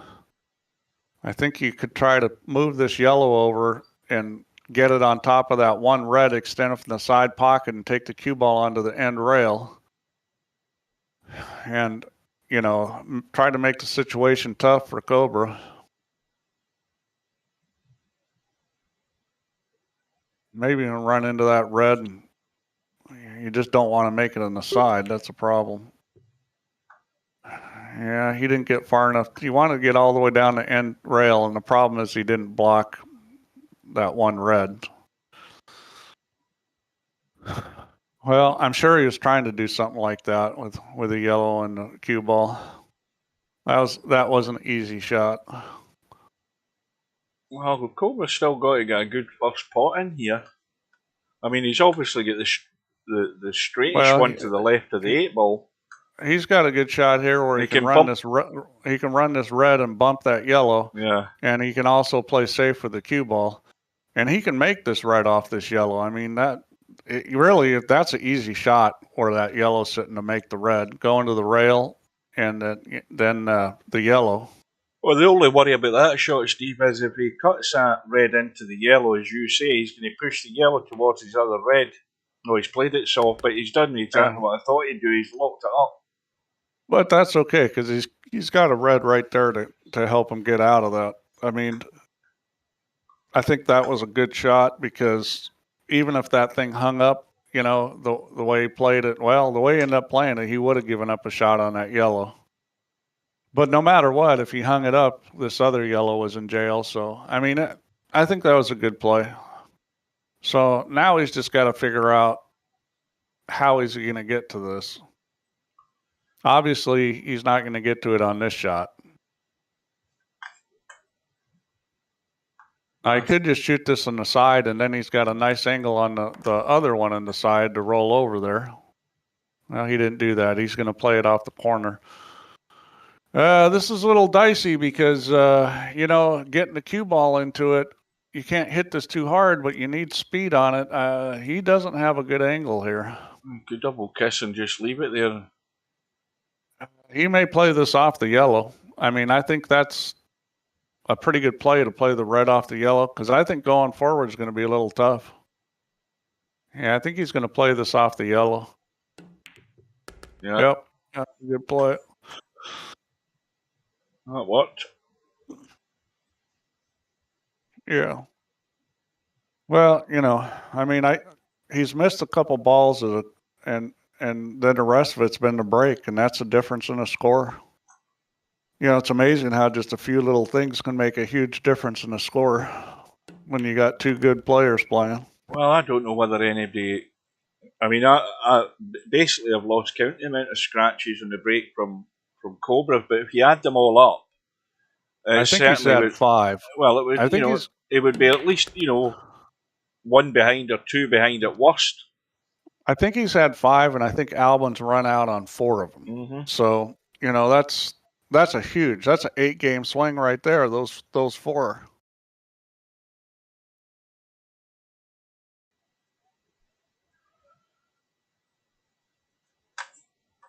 She's a little delicate one.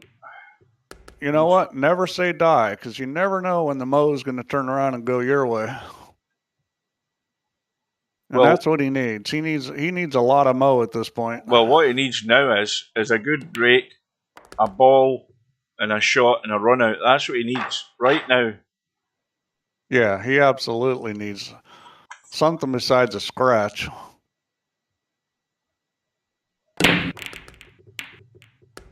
Well, Watch out. That worked as far as getting balls in the break and keeping the cue ball on the table. Well, the obvious problem with the yellow is the one that's down the bottom of the table here, near the 3 reds. Yeah, and the problem with the reds is he's got this one locked up that is hard to get to. He could get to it right now if he plays that red off the yellow that's over by the long rail. I think he can get an angle where he can run into that yellow up there and bump it into the red and get the red clear of it. But I think maybe you can cheat the pocket and do that too. Maybe you don't have to hit the yellow. I think if you just cheat to the right side of the pocket, you can loosen that red up. You know, the only risk here is that, you know, if you don't come up with a shot, you may not come up with a shot because there's a lot of blockers, even with balls sitting in front of it. Well, that's what he did. He played it off the yellow, and he came up with a shot. So, I mean, everything's good in Cobra land right now other than the fact that he's down 10-5. Yeah, he's got to play this thin cut right now, I think. Yeah, well, he absolutely has to. He's got to get this ball out of there, and he gets this ball out of here, and then it's just a question of how he's going to get on the 8 ball. Is he going to get a bump on the 8 ball? Uh-oh. Oh, dear. He's going to get a bump, but it's not the one he wanted. It would have been nice if he would have bumped the 8 ball and got it clear. Instead, he got himself in trouble. Well, he's got an easy escape here, I think. Let's have a look. He's going to kick at the balls. I mean, that's what you want to do here is one rail kick off the long rail, because you got a lot of different ways you can make that corner ball. And if you get down there and hit him, there's a good chance you're going to get a hook, or there's no shot. You get a snooker down there. You want to hit this real hard. He's going to need to hit it with English and open it up. Oh, he's on the wrong side of it. Oh, he got away with it. Oh, he'll take that.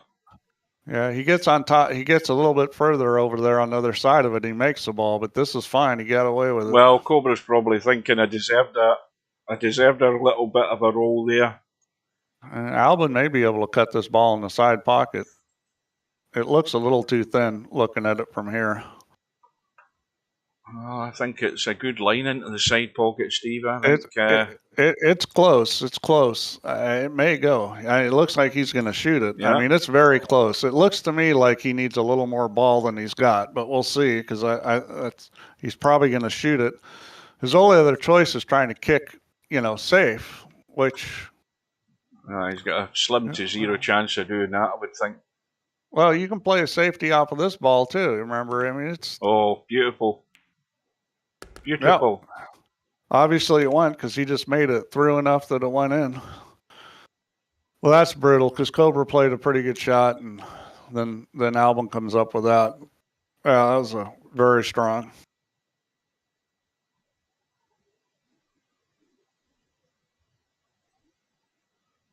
Well, nothing much you can do about it.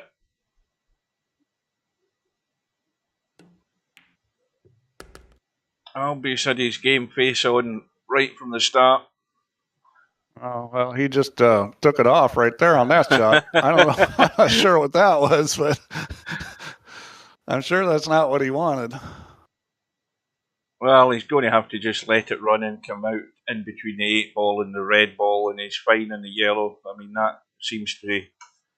I mean, I don't think he's got much other option other than just letting it run. Mind you, it's more of a cut than it looked. Yeah, this is... This is trouble here because you know something? It's going to want to run. It might run into the red, Steve. It's close. I think he can get by it. It's very close. He wants to make sure that he either hits it or does go by it. He doesn't want to end up sitting right behind it. I think it's going to go by it. It's close. We'll see. He's jacking up, so he's definitely going to go by it. He's going to not take a chance. Oh, that's perfect. That was well played, playing it into the 8.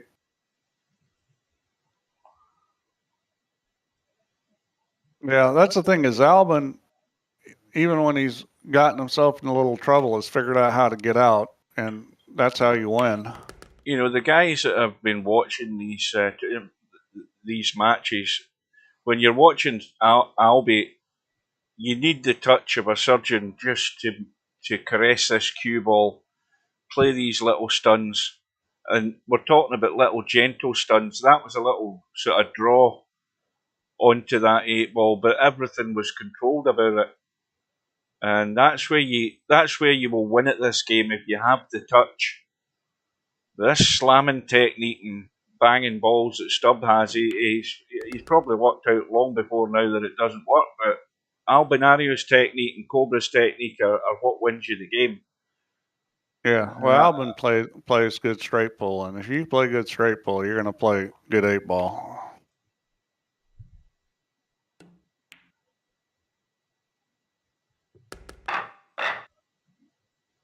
Well, all you're doing is praying for a lucky break here, Cobra.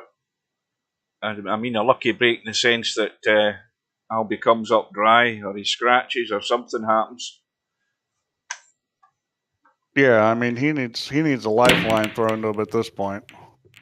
Well, that might be the first one, apart from the yellow dropping into the side. Yeah, and the yellows look pretty good. Yeah, that yellow up top, that's easy to deal with because you've got a yellow that can get you down there. The reds don't look bad either, but I'm pretty sure he's going to take the yellows. And what about those 2 reds? Are they set? Let's have a look. No, they're not set. They're not, but they're close enough that you could probably do something with it. I mean, they're close enough you can probably throw it in. Cutting it could be tough. Now, this is a chance to get up for that yellow right now if he wants to. Yeah, that's what he's trying. Get it out of the way, get the problem dealt with. He might have got a little straighter in than he wanted, but if he hits this with just a little speed, it's going to miss that red and come out, and he can probably shoot this one yellow in the side pocket or down in the corner. I mean, that's the other place to play it.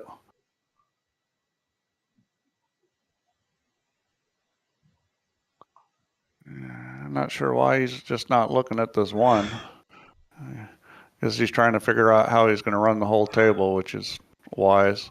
Yeah, here we go. I think he'll play this other one in the corner, knowing how Albin plays. He's not going to hit this. He's not going to play for the side. He played something completely different than I thought he would, and he played for it in the same pocket, which is not a bad idea, but he kind of overhit it.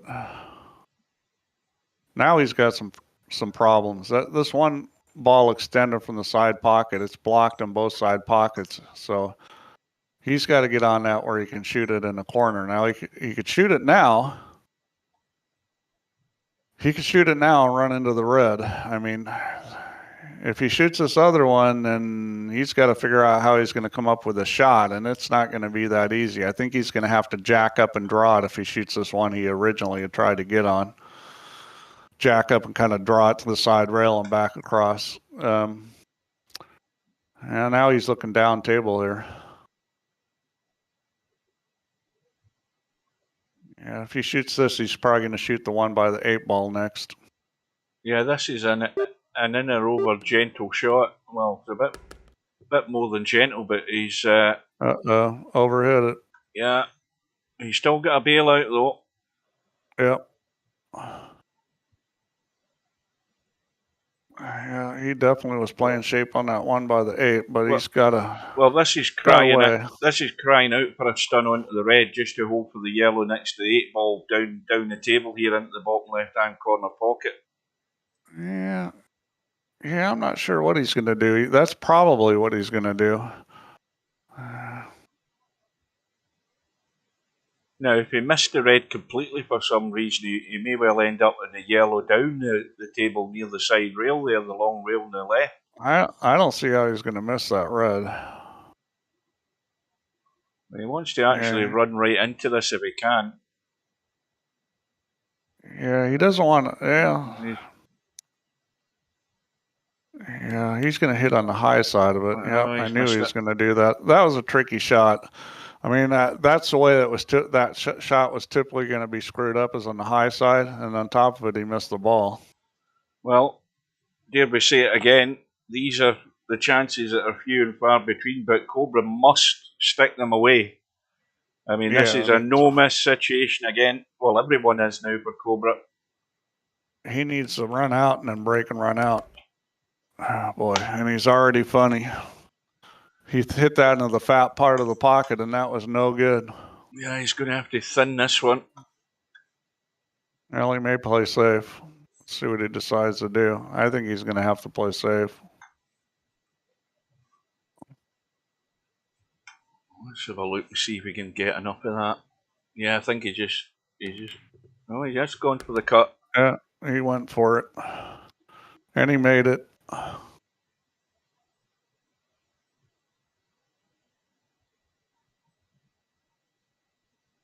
And he's kind of funny again, because I don't think he can shoot that one by the side pocket with his light cue ball. That's going to scratch. So he's got to shoot this one down table.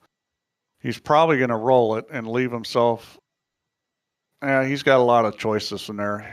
He's got 2 or 3 balls he can shoot. Yeah, one on the side. Fine. Now, what does he want to do here? Does he want to do the one into the side and then come back for the red into the corner and then now that's the thing, does he want to then come back off the red into the corner and then cut the one into the side and run down for this last red? It might be the plan. Yeah, I'd probably roll this into the side and then shoot the other one in the side with the right English and come off the end rail behind that red and shoot it in the corner. It looks as if that's what he's doing, yeah. He's letting it roll. Yeah, I wouldn't have played it like that, but this will work. I would have played more natural kind of position with using English off the end rail, but this is going to work. He's just going to give this a little stun.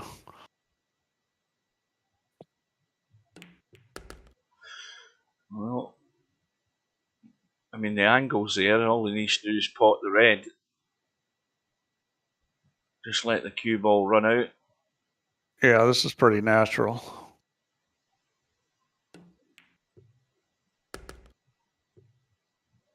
Now, let's have a look at the angle he's got here now.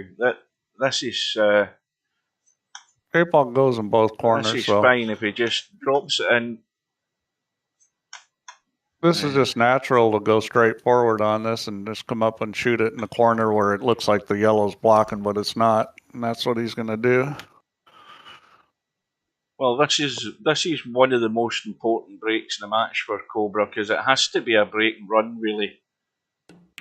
I don't think there's... Yeah.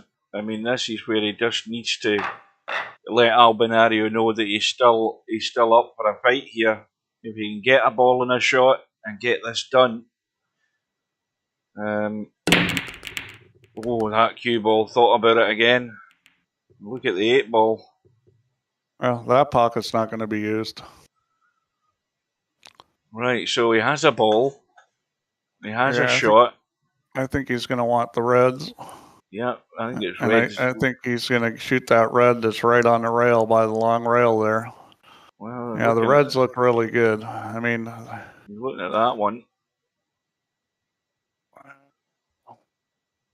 I'd shoot the one by the long rail now while you got it. That other one is a potential issue ball, but I think the one by the long rail is worse. The only thing I tend to agree with because I just worry about that red and just getting there because all those other reds are all up above that red.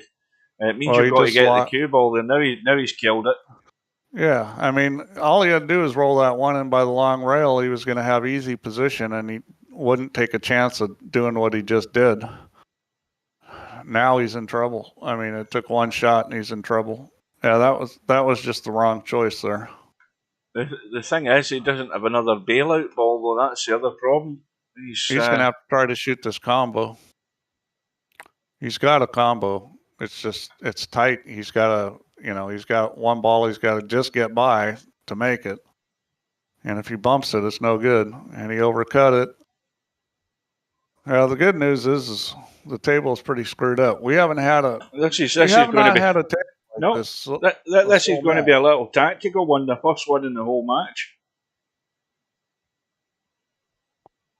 This needs a bit of resolving. Well, ideally, you'd like to come up with a free ball out of this, or free shot, which he's just going to put this down in front of the pocket here. Or that was the plan. And he tried to get him on this. The problem here is he could get locked up. You thin this red and come off the long rail and then lock it right back on the red. That's the shot here, and that's what Cobra's going to do. He's just going to thin this and lock him on this red. Yeah, that wasn't well thought out by Alvin there. Well, what's he doing? He's doing something different. I'm kind of surprised he's not playing a little ticky shot. Yeah, I mean, it was the most obvious shot. Yeah, I mean, yeah, is it a tricky shot? Yeah, but we saw him do that shot earlier. I thought for sure he'd shoot it. I mean, that was a little bit more sensitive there, but if you can thin it, it's a golden shot. Because what you really need to do is come up with a free ball if you can in this situation, or free shot. I don't know why I call it free ball. I guess I've been watching too much snooker.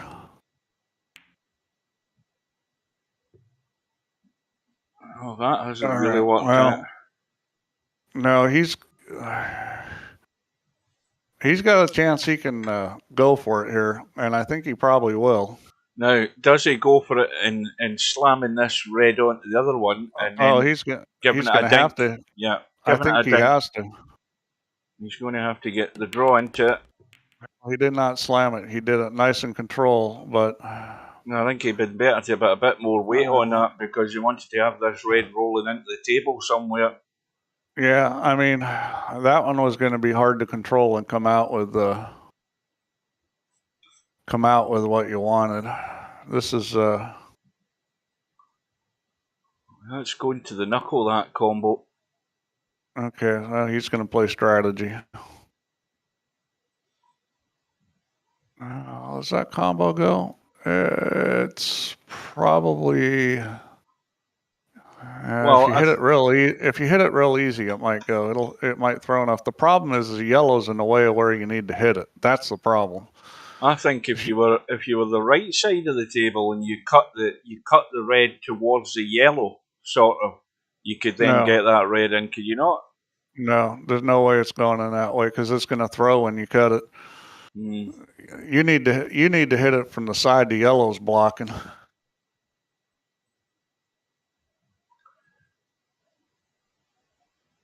I think even with these super clean balls, it'll throw more than you want. Well, we're about to find out because I think that's what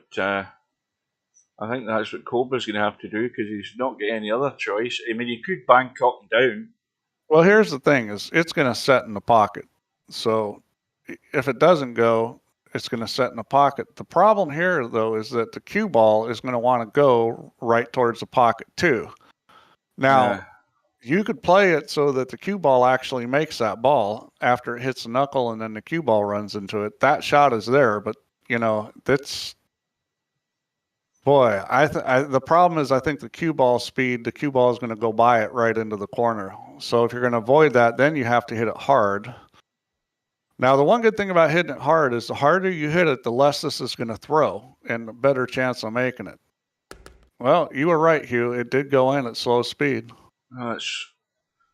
You were correct. Now the thing now is he's going to have to get lucky here, I think, because he obviously can pot this red, but the other red that's over the corner pocket, he's going to pot that and dink the yellow. But the problem there is this cue ball has to somehow find a way up the table so he can get on that other red.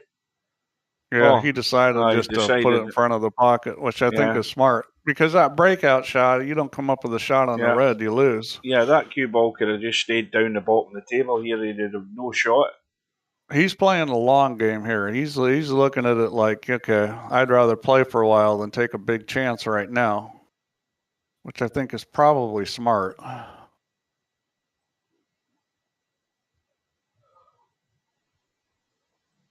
What Albin really needs to do is figure out how to get a free shot. And unfortunately, it's going to be pretty hard in this situation. He could also decide to try to play for a draw. I mean, why doesn't him up in front of the red? Why doesn't he bank a yellow up towards the 8 ball? Then make it very interesting.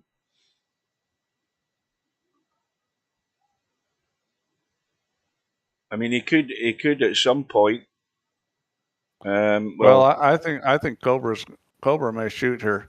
I mean, this is a pretty easy shot to cut that red into the yellow, make the combo, and hit it so that the yellow goes over onto the end rail and gets out of the way. Yep, it looks perfect for that because it has to go that direction. It can't go any other direction. Yeah, and he can go straight back and forth across the rails without running into a ball. And he's got the one red sitting in front of him. I think he's got to shoot this here. He's playing. He's playing the billiard. I thought he was playing the cut. He's playing the billiard off the red. Oh, that was a mistake. He should have played the cut because it was sitting where the yellow would have got out of the way. Oh, that was a big mistake because now, he was guaranteed to come up with a shot, and the other red would have been right by the pocket. And well, it's red. It's red up to the other corner pocket because he's just going to kill it stone dead. Yep, that's what he's got to play. All right, well, I mean, he's going to get away with it. I don't think that was the right choice, but he's, like Albin, he's been able to figure out how to get it done. He didn't kill it stone dead. He's come back 2 inches there and left an angle, but he's got it perfect. Well, that was a must for Cobra. One of every other must that's going to come from here on in. Well, he was wise playing the long game. He didn't rush it. Well, again, Cobra needs a favour, but Albinario doesn't oblige. Doesn't look like he's getting it. Look at this table, though. This is over. This looks like a little exercise here. Well, this is yellows every day of the week, even though there's less reds on the table. It's got to be the yellows. Yeah, I would think so. They're all sitting right for the picking. Well, this rack's over. Mark it on the board. Commentator's curse.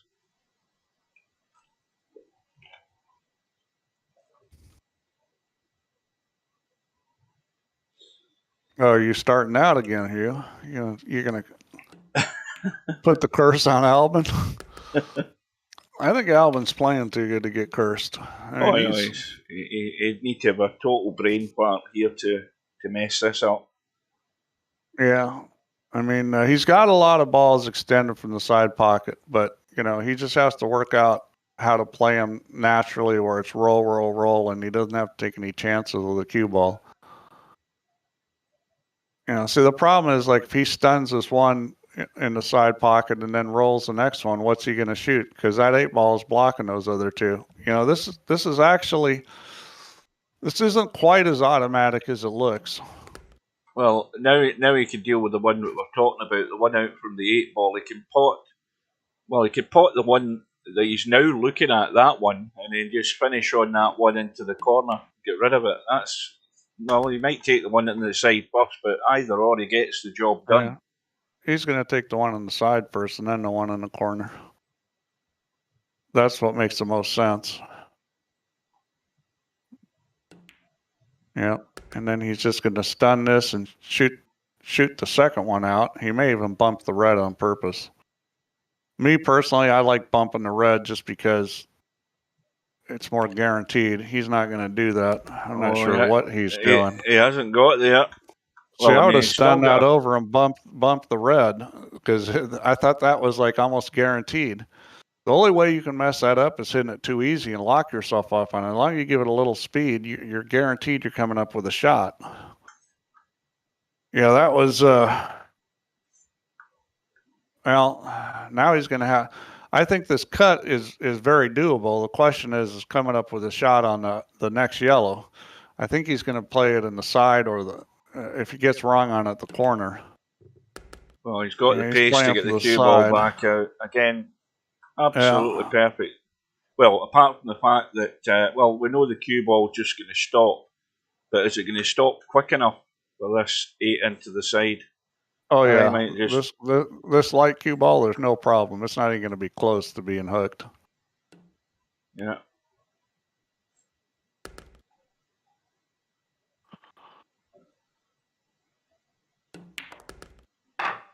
Well, Albinario is only 3 away from a double world championship back to back. Oh. And Cobra, I think that's Cobra's best break of the night. Yep. So, I mean, well, looks like you almost got to take yellow. The problem here is, how's he going to get to that one yellow by the red? He could try to potentially do it right here with a stub shot.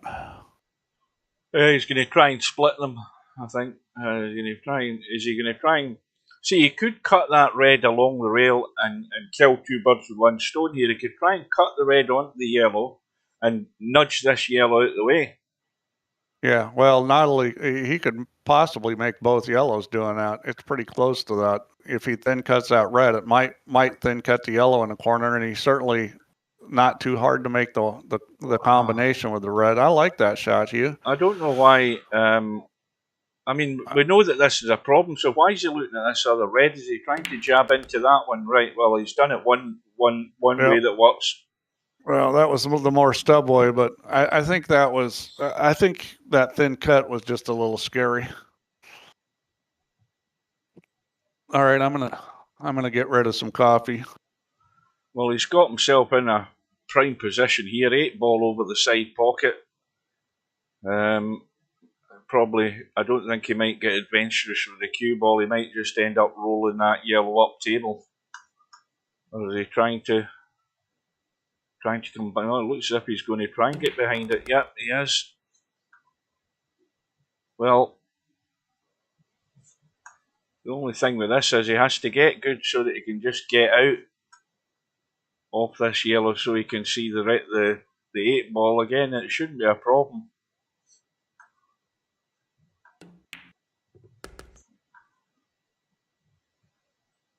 He's ended up straight, but again he's got a big gap. Big gap to get into here. I mean, if he just comes back to here, he's fine. So there's not a problem. That's the problem if he ended up there, but that'd be really daft to end up there.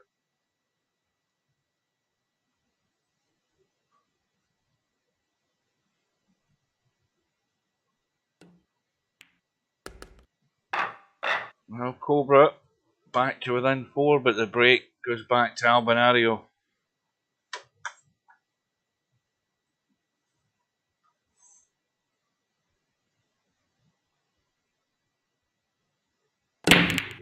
Yellow ball into the top corner, 8 ball hanging over the side. Well, that was quick. What happened? Cobra won the rack. He didn't take any time.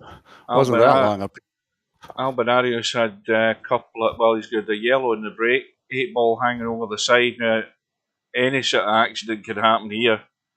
Well, this is not the type of table that Stubb would want to be playing at, because if he started banging balls, he's bound to rub that 8 ball into the side, but these guys will work their way around it.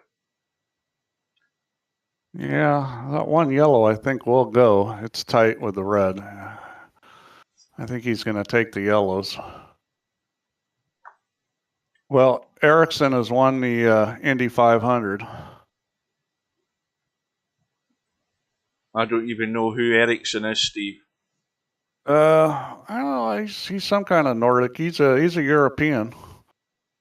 You guys don't pay attention to the Indy 500 over there probably, but the Indy 500 is the biggest sporting event in the world as far as spectator count. There's 300,000 people at this race. Well, they get a good couple of 100,000 at the British Grand Prix every year.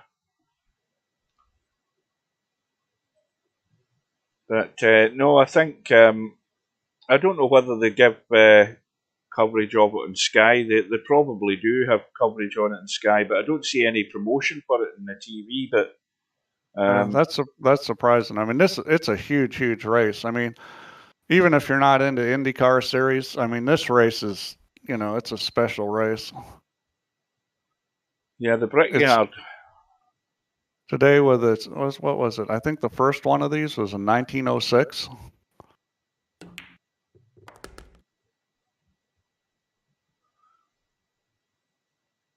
Well, this is a problem. Yellow that you spoke about, Steve. Albinari is giving it a good look.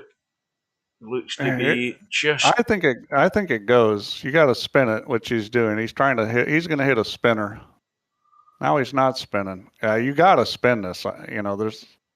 I can't see hitting this without putting a lot of right English on it.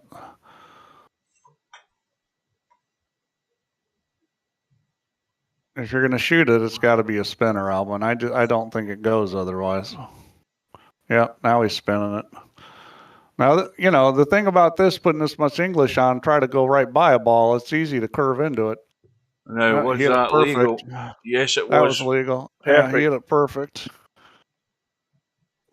Yeah, Albin has just pretty much not missed a beat. I think he's going to have to shoot this one on the rail here. And, the good thing is it's sitting perfect to come out and bump the outside of this red, because you got to get on the outside. You don't want to hit it dead on.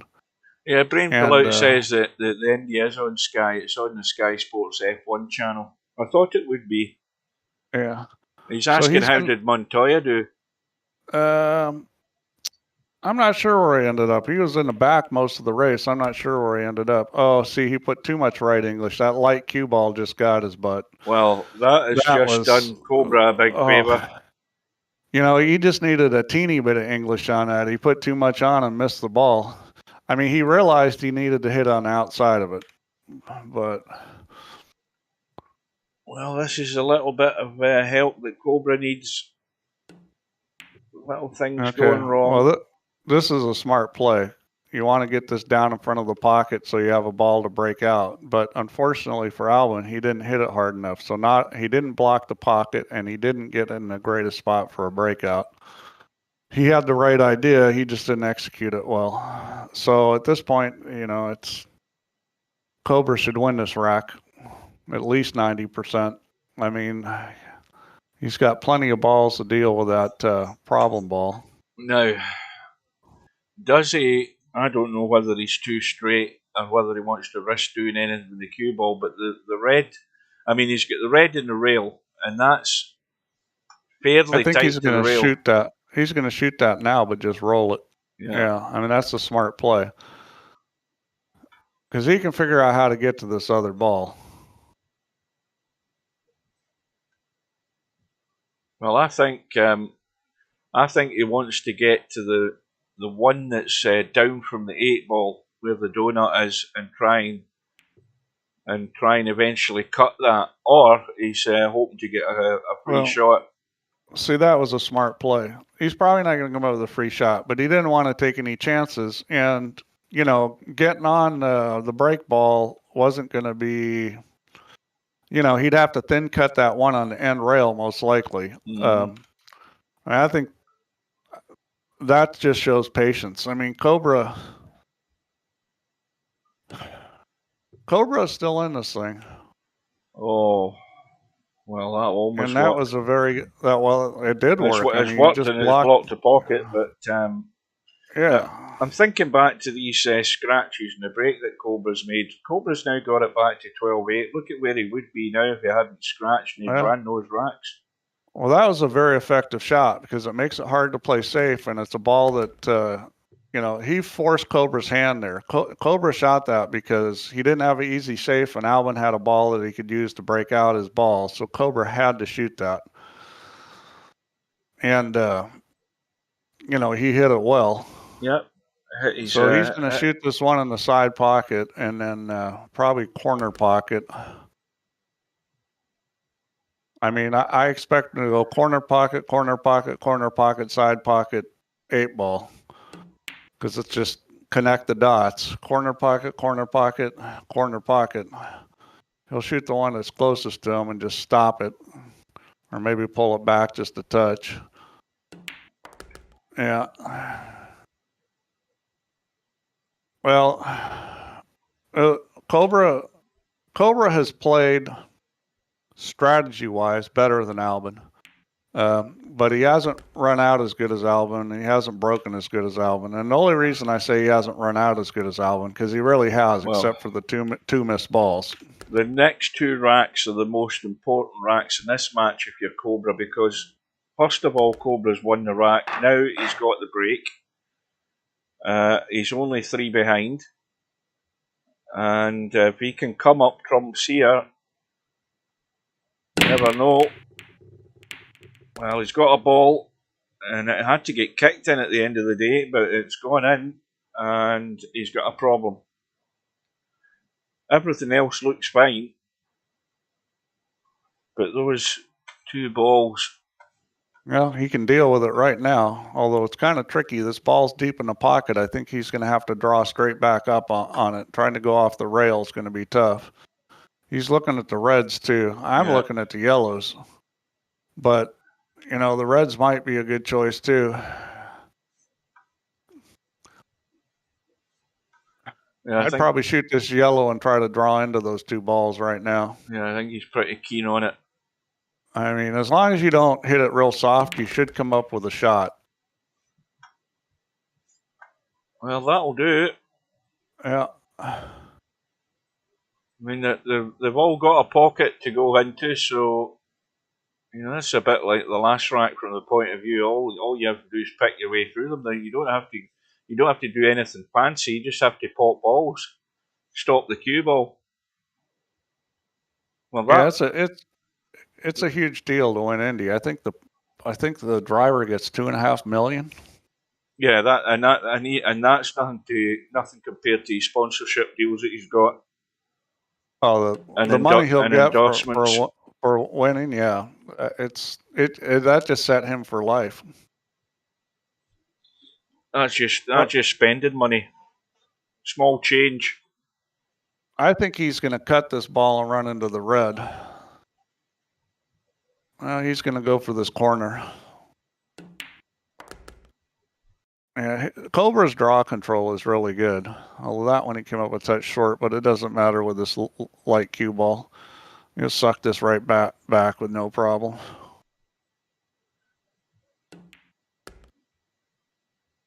Now, here's an argument we need to settle before the night's over. This cribbage tournament, I'm of the opinion that the cribbage tournament should be set to the same match goals as this tournament.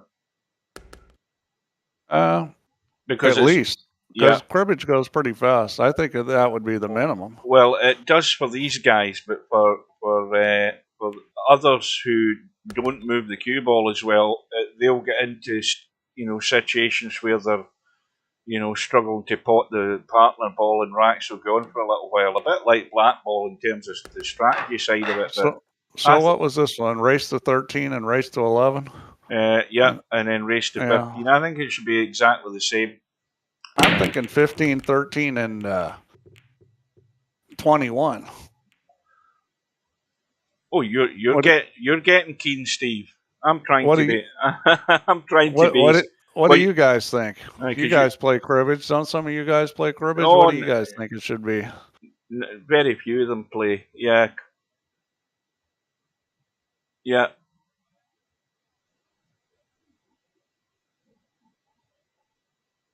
Well, one pocket. It's not hard for Stubb to decide. I don't think he's got brakes in his game. He's only got gas. Bedhead says race to 20. Well, you don't have races to 20. You have races to odd numbers. I would say, right, okay then. You know what I'm like. I like the endurance test. So what did we say this was? 13, 11, and then 15. So what about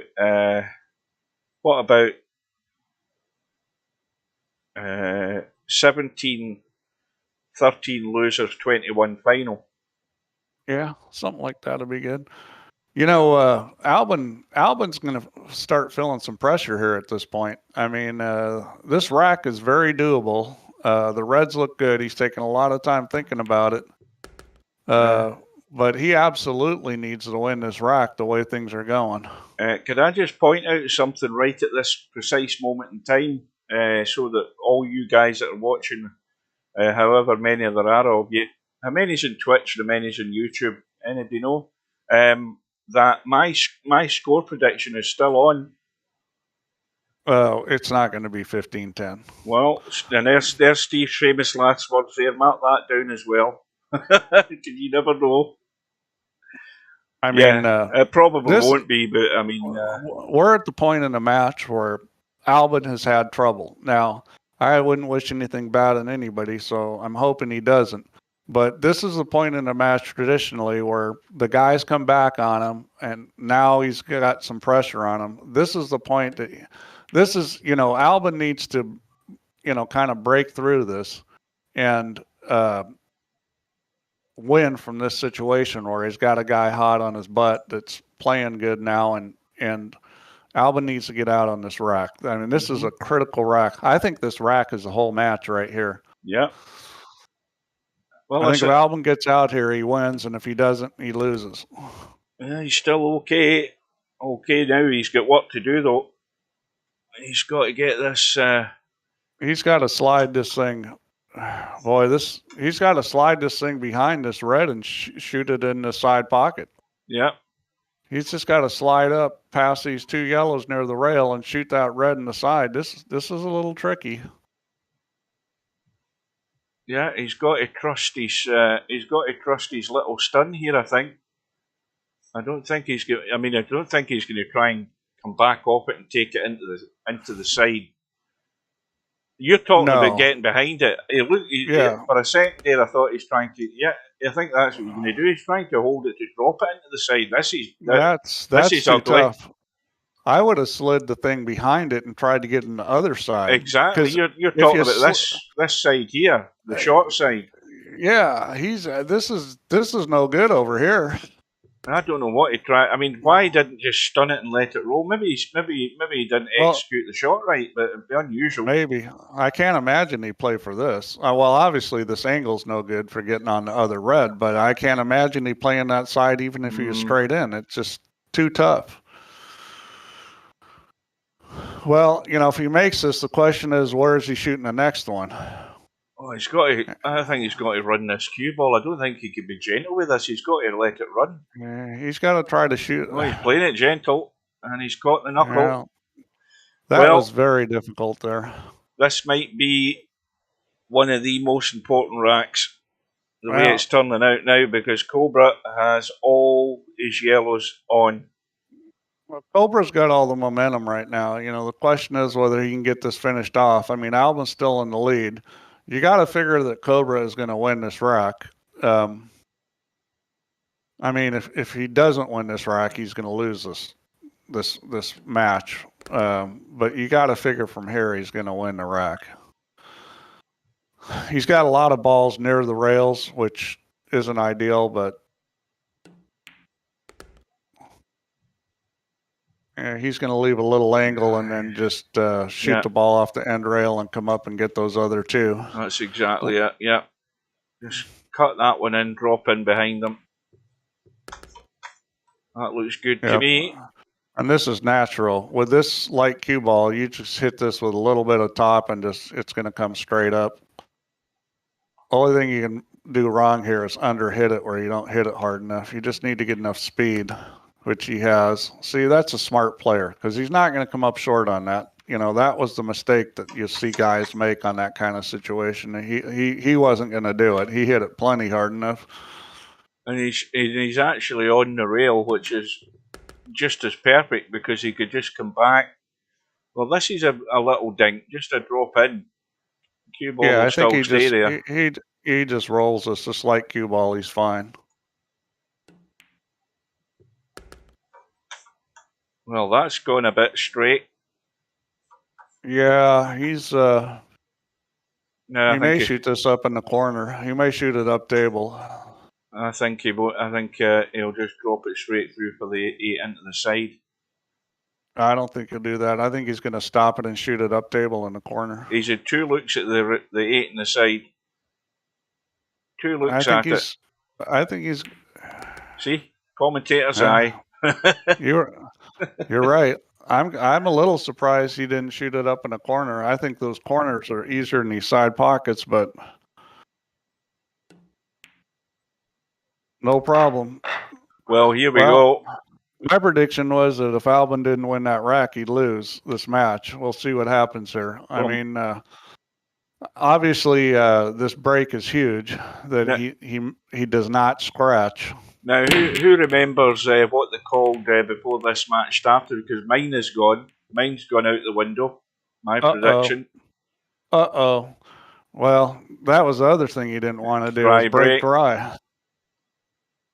Well, how many balls extended from the side pocket keep you happy, Steve? Is that enough? Yeah, that's quite a few. I mean, he's taking the reds, which I think is wise. Well, that could be the whole match there. It could be just the break, between scratching and dry breaks. Cobra's not doing himself any favors there.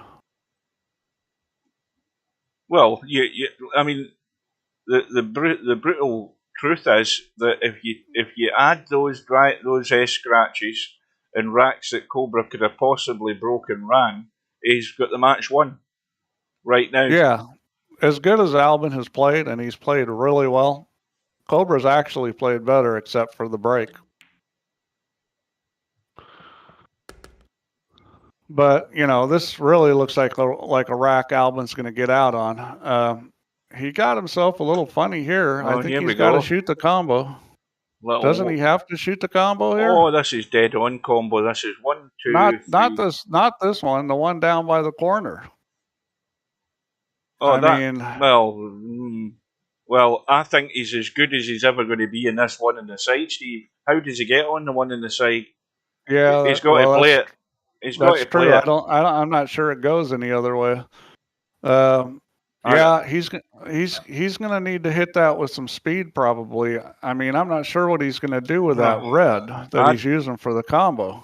I don't know why he's not playing this combo on the side right now, because he'll never get as good as this on it. Well, he may get in a position he can move it. Well, yeah, that's probably not it. I mean, he could move it here, but this is a tricky shot. He'd have to hit this in the side with a lot of left English to move that ball. Yeah, he's gonna have to make a decision of what he wants to do right now. Cut the red, run the cue ball. He's got a shot to move it right now by cutting the red in the side with left English. Well, I'm going back to where he was sitting. He was sitting right there, and he could have played the combo. I don't think it was a difficult combo. No, I don't either. And I think he could have got an angle on that red to kind of shove it down towards the long rail, towards where those other two reds were that he shot. I think he could have played an angle off that yellow and got the red to move that he used for the combo. I think you're right. He should have played that shot, Hugh. Well, but at this point, I think he's going to have to take a chance and play this one on the side. He's going for the corner. This is rough because I just don't see how he's going to get to this red. I think it's going to be shoot this one, kind of stun draw it back, and then try to do something with this other red from the corner, and that looks very difficult. He'd have to run. The only shot he's got at getting a shot on that red is to run into the yellow that's just outside of it. Because if he runs into the yellow that's below the pocket, nothing good can happen. What's he doing here? Why is he shooting this ball? I thought he'd just like draw stun this ball he's close to and get an angle on the red in the corner and then shoot it and try to run into this red in front of the side pocket. I'm not sure what he's doing here. This doesn't look like this looks like a mistake. I don't know how he's going to get. He's running out of time here. This looks like a mistake because this is not the shot you want to move that red.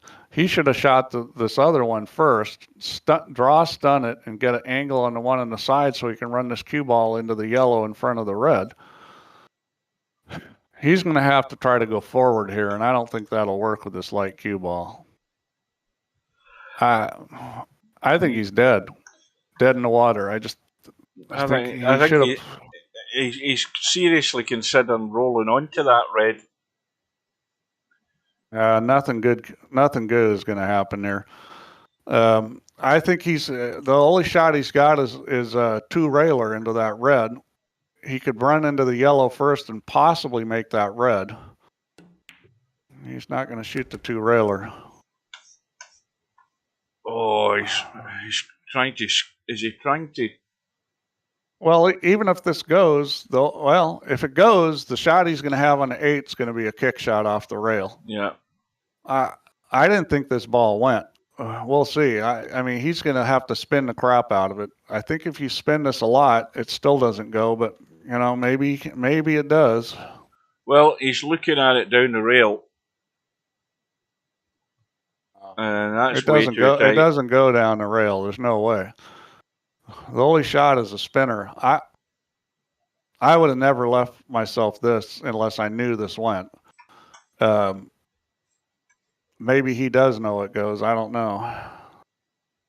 What's he shooting here? Looks like he's playing something screwy. Oh, he tried to play it down the rail. Wow. Well, it was closer than I thought it would be. That almost went in the hole. That was amazing. Well, the one thing's for certain, Cobra's obviously got a problem yellow guarding the 8 ball. Well, he's got a problem right now that he doesn't have a shot, so he's going to have to play safe. And the big question is where can he play safe where he doesn't leave a kick? Exactly. And Albinario is sort of renowned for getting the kicks. Well, he'll give it a pretty good shot at the kick. He's going to play off this yellow up by the 8 ball. I think he'll probably run it all the way down the table. He tried to put blockers in. That's a pretty good shot. That's a pretty damn good shot because he put 2 yellow blockers. Well, unfortunately, I think Albin's still got a shot. Well, Albinario wants to. I mean, this red is right in the pocket. The problem for Albi is that if he gets this flush in the face, he's going to scratch. He won't have a shot in the 8 ball, and he may well scratch. Well, okay. For everybody watching, if you want a tip on kicking, if you need to open a ball up a lot like that, the way you do it is with slower speed, because the harder you hit it, the less it wants to open up. Yeah, the less effective it is. Yeah. Yeah, that was a very poor attempt. That's a little surprising that Albin shot that way, because I would have thought, now I'm wondering if he's starting to kind of freak out a little, because I would have thought that he would know how to kick that ball. Well, so now the question is, what do you do with the free shot? And I think that was a wise play, is get that red out of there, because if he gets in trouble now, he can. Well, maybe that wasn't a wise move. I'm not sure. Well, that combo in the side, Steve, Albinario is going to pay the price. I mean, it was odds on he would have got that every single day of the week. It was not difficult, and that was where the problem lay. And he should have dealt with it. Well, after he didn't shoot that, if he would have shot those 2 reds in a different order, he would have had a chance to get on the red and bump the one in front of the side. So I see him making 2 strategy mistakes there, not shooting a combo like you said first, and then not playing the right ball order to get the red broken out. But Cobra's still got to get them all in the hole. Yeah, well, he's a little funny on this. He's going to have to shoot a combo next. Now, you really got to think about where you're putting the cue ball here. Yeah, he wants to either brush onto that second yellow and go through and still be on the other one. Well, it worked out nice as far as that goes, but the problem is that he's got the other problem yellow now.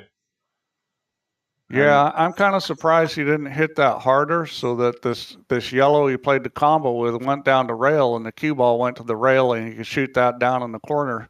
And he's just going to drop through for it into the. Well, he hasn't dropped through. Well, he could have done with dropping through another 1.5 inches just to make this nice and comfortable. Yeah, I mean, this is not the shot you want under pressure. I mean, this is definitely missable. Because these knuckles, no he hesitation. Shot that in. He shot that in like it was a hanger. he shot that like. Well, obviously we're more nervous than he is, Hugh. I'm nervous knowing what these side pockets are like. If you take any of the knuckle in these side pockets, it just comes straight back at you. He shot that in as a hanger, and this is what we've seen out of Cobra in the past. Is the pressure just doesn't seem to bother him. Well, I mean, Albin is definitely feeling pressure because we've seen him mess up 2 or 3 racks here. We've got a tied ball game, and Albinario under pressure on the break, and I don't hear anything. I don't hear anything going. And look at the reds. Well, there's one dodgy red. The Mo has completely left Albinario. He's made a few mistakes. Cobra's confident, and this is. I mean, there's a problem yellow, and there's a problem red. There's a problem red, and there's a problem yellow. If you take the yellows, because it's blocked, so there's a big choice decision here. Albinario's it's getting to him. It's getting to him. Look at the chat. I don't see a problem yellow. Well, the problem yellow is that one, but simple for the reason that one there that's blocked in the pocket, but it's also blocked in the other pocket. I think he's going to take yellows here, because I think the yellows are. Well, that yellow doesn't go in the side because of the 8 ball. It doesn't go in the corner because of that red. It doesn't go in this corner because of that red. Yeah, he's going to have to shoot it up table. It goes up table. I mean, he's going to have to shoot it up table if he takes yellows. He could shoot it in the side after he clears those yellows out, but that's a bad angle. he's thinking about it. I mean, really, they're both okay. He's going to try to move this red right now, which is tough at that angle. Yeah, it'd have been better to run into the two yellows. That would have held him on the red. Yeah, I don't think he could. I think the 8-ball was in the way.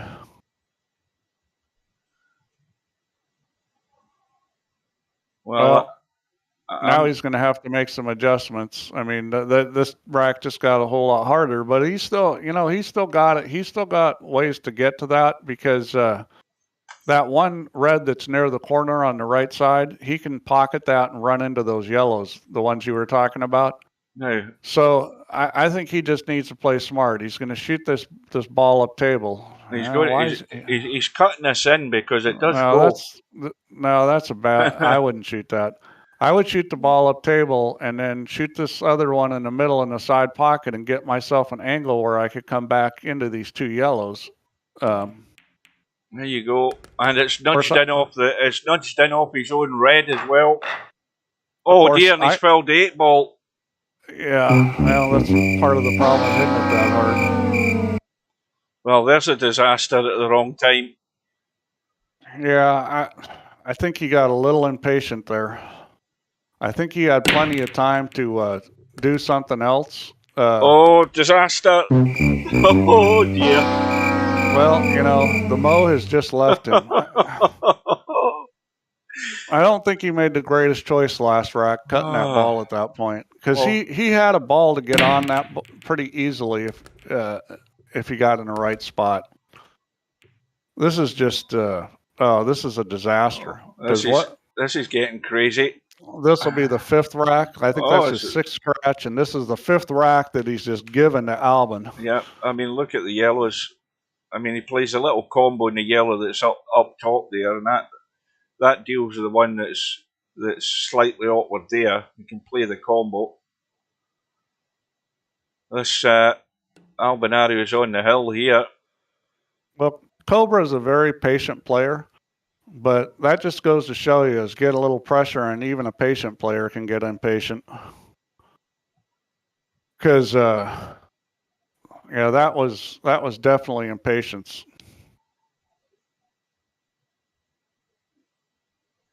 Because normally Cobra does the controlled move to solve his problem, and that was the out of control turn the cue ball loose move, and it ended up costing him. Well, I'll tell you something. See, when we look at the stats at the end of this tournament, I think, was it Potman that was in the lead all the way through the tournament for scratching the break? Cobra's won the gold medal there, hands down, at the end of the night. Yeah, this has been, but I mean, this isn't over yet. You still got to play the games. I mean, Albin needs to get himself on the hill here, because he'll be breaking on the hill too. So how many breaks will he get? He's guaranteed 2 breaks to win. Yeah. If he can get on the hill here. So I think he definitely needs to win this rack. What is he doing? I guess he's looking around. I think, see, that's the worrying thing, because you're starting to look for problems that aren't necessarily there, and then you end up doing that. Yeah, I mean, what I mean? Think. Yeah, you know that song? That's the think song. That's exactly what he was doing. He's looking around for problems that weren't there, and suddenly the problem's right in front of his face because he's landed the cue ball in the only place you don't want to be, smack bang on top of his yellow. Well, what he's doing is he's thinking about, how do I not screw this up? And the problem is that your brain doesn't hear do not. All it hears is, how do I screw this up? It just takes the do not out. Now, is he trying the billiard off the red? I don't know whether he's got the line. He's too close. I don't think he can. I mean, I think he's got a problem. It looks like he is going to try that. Yeah, he's trying it. He might be able to get that over there. I think it'll go. Well, he didn't get it over enough. Yeah, well, he didn't hit the ball. All right. Well, the good news is that the Reds aren't sitting great. The bad news is he's no longer at the table. Oh, does that red squeeze in past the 8-ball? I don't think so. If it does, it's so tight you wouldn't want to shoot it. He's got a combination he can shoot, and it's not an easy one. He can cut the red in the side pocket. Now, you can cut that red in the side pocket with draw, and with this light cue ball, I think you can avoid the scratch. It's close, but I think you can avoid it if you draw that and hit it with right English. I think you can cut that ball in the side. The other shot's a combo, and if you're not going to do that, you got to figure out how to play safe, and this is a tough situation to play safe in. He's got a very touchy safe where he bumps the ball that's near the 8 and goes behind the other red. That is a very delicate shot, and if you don't get there, you lose the game probably. And he's looking at it. Oh, he's going to bank it. Wow. What was that? That is incredible. I mean, I'm not sure what he was trying to do there. That was not a good shot. Well, that was, I mean, that was just asking for trouble, banking that towards that ball that was, you know, too close to the pocket to actually risk that. I don't know what Cobra saw there. He was trying to move that yellow and get his red in front of the pocket, but I think if you're going to take a chance, you're way better off trying to cut that ball in the side pocket or play the risky safety play. That was, I'd even shoot that crazy combo before I shot that shot. That was unexpected. I think that was a strategy mistake there. Albinario has his free shot now. Obviously, he has to get rid of this yellow because that's the problem ball there. Cobra's just about got the trifecta. Last time he turned the cue ball loose and got unlucky and made the 8. This time he played an ill-advised strategy, and all that's left is to dog it, and he'll have the trifecta. Not that I would wish that on anybody. No, just roll through far enough. Yeah. I mean, Albin is no putts. If you give him enough chances, he is going to win.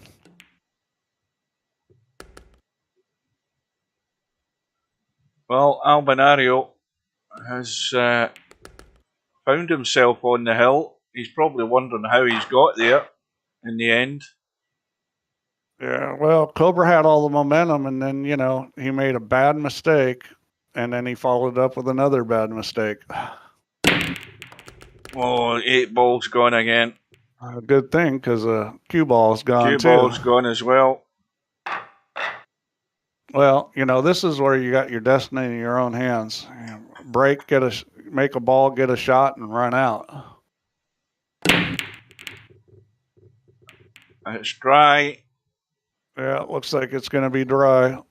Well, that was unlucky to have that come up at this point. Right. Reds, it's got to be reds, I would think.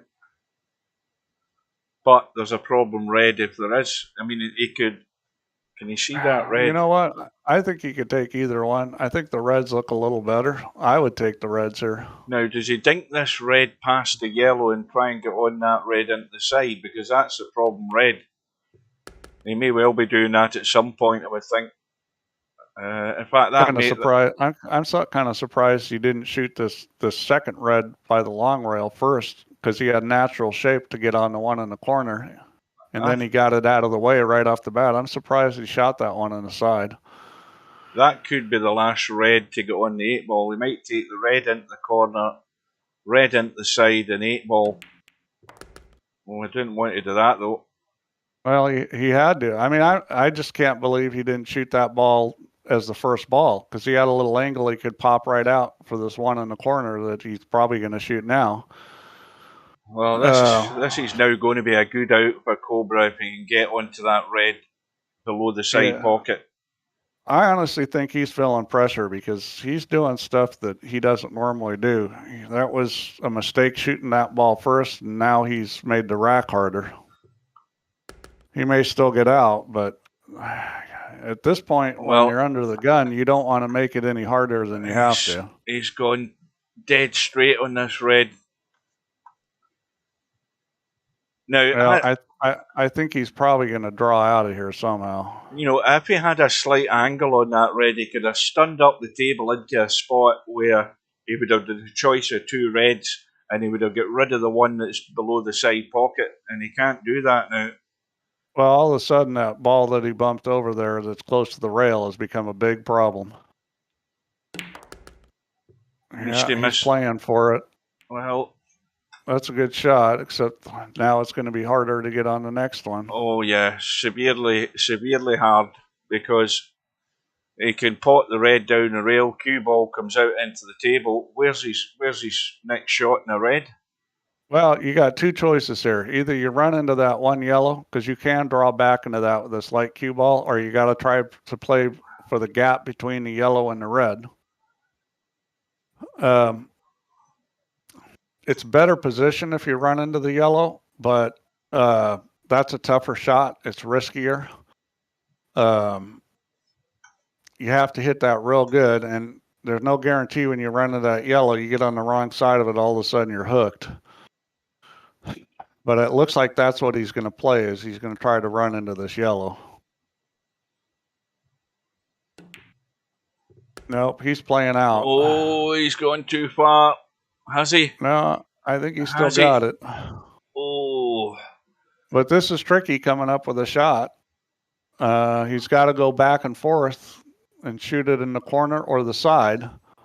I mean, it's probably easier to go back and forth and shoot it in the side. Side pocket's nastier, but it's probably easier to do that with the cue ball. No, it goes.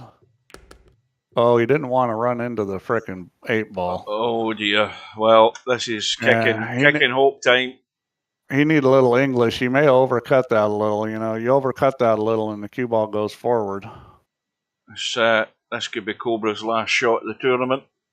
Or it could be the greatest shot of the tournament. He needs to kick this in. Wow. Unbelievable.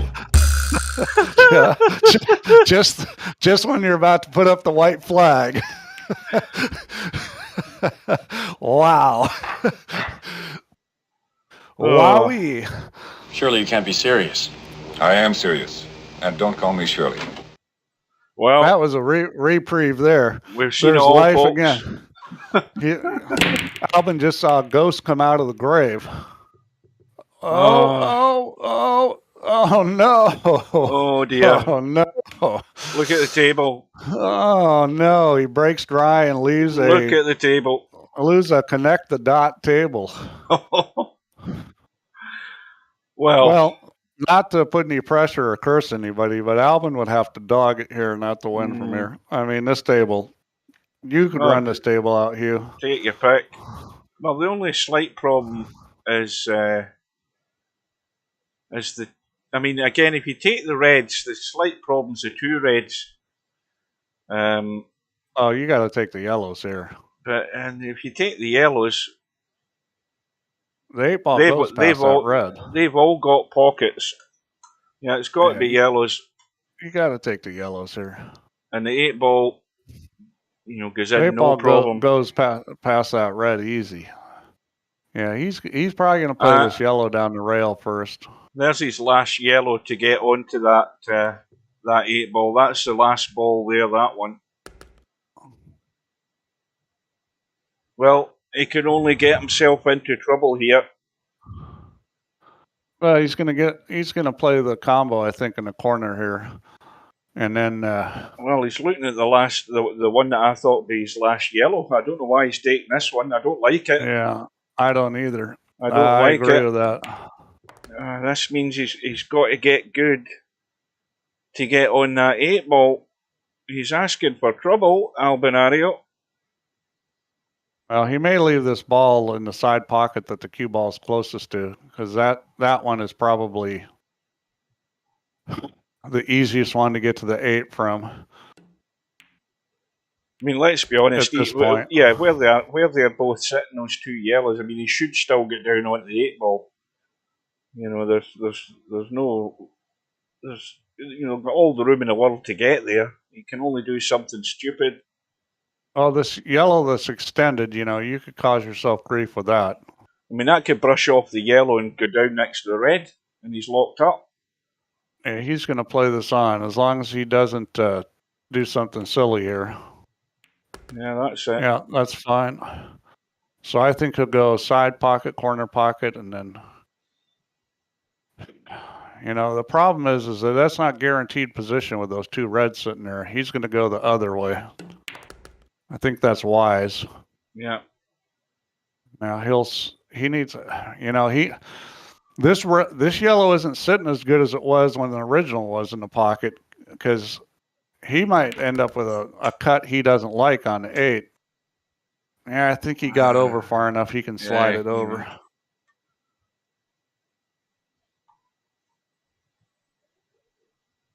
Yeah, because he needed to have an angle back on this so he could slide it down. Now, why again? He's looking for trouble. You just drop it in, and the worst thing you do is stun into the red. Yeah. That was a little safe, but it's still, you know, I mean, this ball would be very difficult to miss. So this for back-to-back championships for Albinario. Now, if he catches that red thick in any way, he ain't get in, and it's gone in. And Albinario is your 2022 Black Ball World Championship, but it didn't look like that the way it was going. That was a hell of a match. What a match. Did you notice my prediction came true? Yeah, you did say it was going to be close, but you must admit. I said it would be within 2 games. I said somebody was going to win within 2 games. Yeah, 90 minutes ago you weren't thinking that. You know, it looked as if it was all over, but what a comeback. Well, Albin did as normal. Albin gave him a few chances to get back in it, and Cobra played great, and then couldn't finish the deal. Strange things were going through people's heads there. Now, let's have a look at the totals here. We'll go back to 9th and 12th places. They get $255 V. 7th and 8th get $355. 5th and 6th get $485. 4th place gets $660. 3rd place gets $875. And first place gets $2,630, and Cobra gets $1,315 as far as the V dollars go. Now, as far as the stats go, this is going to be a laugh. Wait to have a look at this. Break stats, we've got to see that first of all. Break fills, watch Cobra fly to the top. Watch this in a second. There you go. There he is in all his glory. He stole the gold medal off Popman. Popman been leading all the way through the tournament. Cobra with 8 break fills, and I think he did all of them in that match, pretty much. Sure, I can't see it. I got stuff in front of it from the chat. Oh, the chat, yeah. And what's the other one? Runouts from the break. Albinario way out in front. 23 runouts from the break. Scroll that a little, Hugh. Scroll what? There you go. Yeah, now I can see break fouls 8. And what else did we want to look at? Average do it for this match. Well, these guys have played twice, but do it for the 2 times they've played. Right, wait a minute. See if we'll find him. Albinario, where is he? Oh, I need to put more in, it won't find it. Hang on. I thought you had the backspace one. Yeah. There we Albatross. Go. Albinario and Cobra.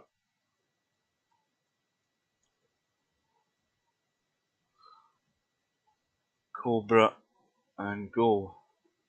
Right, so break stats. Cobra's at 29 breaks, averaging just a ball on the break. Runouts from the break 8, and 7 break fills. So this will be for the 2 matches in the tournament that they played each other. Is that right? Yeah, and I think 6 of those break fouls were in this match. They were in that match, yep. I mean, that was... Albinario 30 breaks and then 1.5 balls in the break, 8 run-outs, the same as Cobra, and only 2 break fouls, 2 scratches. I mean, that's really the story of this match, was Cobra's break fouls. Yeah, and if you look at that, you've got 12 racks run for Albinario, the same for Cobra, 8 balls shot for Albinario, 28, and 26 have gone in, and Cobra 27 shot and 26 gone in, so very high percentage there. What else do we need to know? I think that was it, isn't it? Yeah, that just shows you how close these guys were in both matches. And really the only difference in this match was the break fouls. I mean, that was really the whole match. I think if Cobra has only 1 or 2 break fouls, he probably would have won that match. Well, I don't know whether these stats probably, I don't know whether Albinario and Cobra have played any matches or any racks outside the tournament. I don't know whether this is probably genuine enough, but this is overall common stat. This is just for this tournament. Oh, this is just the tournament. So yeah, when you put in the tournament up there on top, this is showing just this tournament. Right. So it's for 2 matches because they played twice. Albinario's rating doesn't matter. Games. Albinario 53 games. He's won 27. Cobra 126. So obviously there's only ever going to be the 1 rack in it from there, and that obviously includes the other match, the first match that they had, because it went hill, didn't it? 301 shots from Albinario, 282. Albinario's shot percentage, I mean, that's a big difference. There's 3% difference here, and he's per turn, balls per turn. Yeah, but you know, I mean, it doesn't take into account safety. So I mean, the thing is that Cobra may have played safe more. I mean, I think they're pretty close on that. They're within, you know, safety range. Well, that's the question to ask you before you go, Steve. Is there any update on the leaks? What have you found, or what are you still trying to find? Well, I did fix some problems. I put on a dev system and fixed some problems. I haven't found and fixed the problem with it charging people when it wasn't supposed to. So I still have to do that. Unfortunately, this week I haven't had a lot of time to work on it. I've been slammed doing all the stuff I put off while I was working on the leagues. So hopefully I'll get a chance to look at it this week. I'm certainly not going to activate them until I get back from holiday. Mm-hmm. But they're close. I mean, I know they didn't seem very close when I ran it, but I think they're closer than it looked. So I've just got to spend some more time on it. Next time I come online will be a test with just me. I'll play my 4 guys online in a 2-team thing and make sure it's not charging people wrong like it did the last time. I still haven't figured that out. But no, it's all good. It's just going to be probably another month and a half before we have them up. So when is it you go away? This is us, the 29th of May. Are you away the first week of June? June 6th. Yeah. So I'm going to set up the Cribbage World Championship this week, and we'll get it up and let people start signing up. I'll probably make it a 64-player field, although my guess is it's probably going to end up being closer to 32. Well, you'll get a few people in it. We'll see, because honestly, I think cribbage is a fantastic game. I mean, it's a lot different than what we've been doing. You're welcome, Bedhead. You're welcome, Stephen Thompson. It was enjoyable doing this. So we'll see. I mean, I think the Cribbage World Championship will be. I think it'll be a lot of fun. I think the players are really going to like it. So everybody practice up on your cribbage. That's the first thing I would say. If anybody's going to sign up to this cribbage tournament, it isn't just the case of, you know, add one ball and pot the other ball to make it 15. You've got to be playing enough practice racks in a game, in a match situation, so that you can then work out the strategy of it. Because believe me, you're going to find out the strategy is going to catch you out very quickly, and you're going to be suckered if you don't practice. Cribbage is a game where you need to have your head screwed on. And people are going to get in thinking, "Oh, I need to just pot that ball and that ball," and they're going to be gifting racks to people because they haven't got their strategy right. You've got to work on that first. You've got to learn to walk before you start running in cribbage. So, in other words, what you're saying is Stubbs got no chance. Well, Stubbs got a potter's chance. He's going to bang balls and hope he gets lucky to go on the next one. And again, you've got to move the cue ball. You've got to get your head screwed on, find your pattern, and work your way out. And Stubbs going to fall into the same trap every time. Yeah, it'll catch up with him. But every other guy that doesn't, if they go with the same strategy Stubb does, forget it. Ain't going to happen. You've got to move that cue ball, plan your route ahead, and don't move until you're ready to move. If you do it right, I'll tell you right now, it's going to be somebody like Albinario or Cobra that's going to win it. You know, it's going to be either of those guys. Larry's still got a chance. He'll keep trying.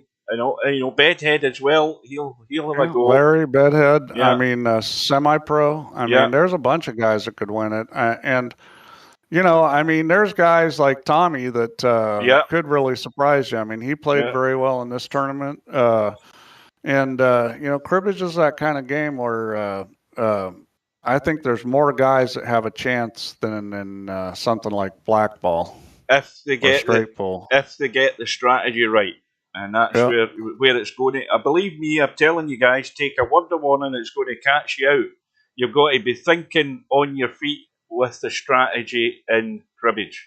You know, especially if your partner ball isn't there. If it's not on, think about what you're doing before you move, because all of a sudden the game will fall apart on you.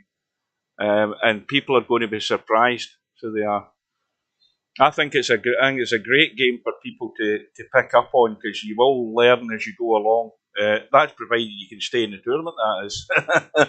It'll be interesting to see if we get Mal to play. I mean, I was a little disappointed he bailed out of this tournament. He's certainly one of the better players. He just got to get his head straight. Well, Mal won't be interested in this, Steve. I'll tell you why. And if you watched his first video that he made, which I watched a bit of to hear his introduction and what he was saying, he let the cat out of the bag a bit.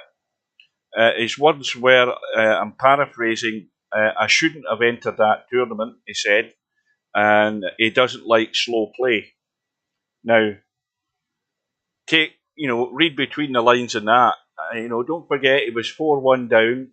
Albinario's thinking about his shots, that type of thing. Now, you play at what you play at, your speed and you keep to your own speed in the game. You don't play to another guy's speed. And he likes the fast 9 ball. He likes to be moving and playing at a rhythm at his pace. And he doesn't like to be held up. And he bailed out. Now, he might come up with every excuse he has in terms of he wasn't right and his mind wasn't right or whatever. He still bailed out because it wasn't going right. But anyway, he'll never be in this cribbage tournament. I'll tell you that straight away. Yeah, it could be a little slow. I mean, we'll have a shot clock, but, people are going to look at the table and think it's a lot like 8 ball where, at the early in the rack at least, you're going to need to think. Yeah. So, anyway, that is it, folks. It's 10 to bedtime for me. Thanks to everybody for watching. Thanks to Steve for his contribution. And I hope you enjoyed it. It was a great match, and it's well worth watching the rerun, because I think what you need to do is somebody's going to be crazy enough, not me, to watch that match and count the scratches in the break from Cobra. I think it was 6. It was at least 5 or 6. It was at least 5, but I think the number was 6. It'll be interesting to go back and see. I know for sure Cobra won't want to count them, but he knows he's scratched more than he ever wants to scratch in a match. And that was the big price he paid. But it still turned out to be a great match. A great kick at the end there. Steve called it. but it was a double bank kick, wasn't it? But that got us a wee bit excited, but it was unlucky in the end. It could have went either way, because I think Albinario's brain was beginning to fry as well.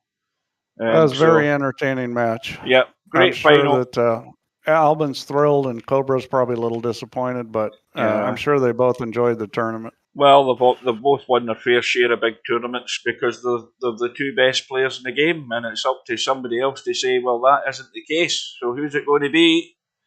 We'll find out. So with that, I'm going to bid you good night. Take care, and we will see you again soon, folks. Take care. Thanks, guys. See you later, Steve. Good night. No bar, no pinball machines, no bowling alleys, just pool. Nothing else. No bar, no pinball machines, no bowling alleys, just pool. Nothing else. Good night, ladies.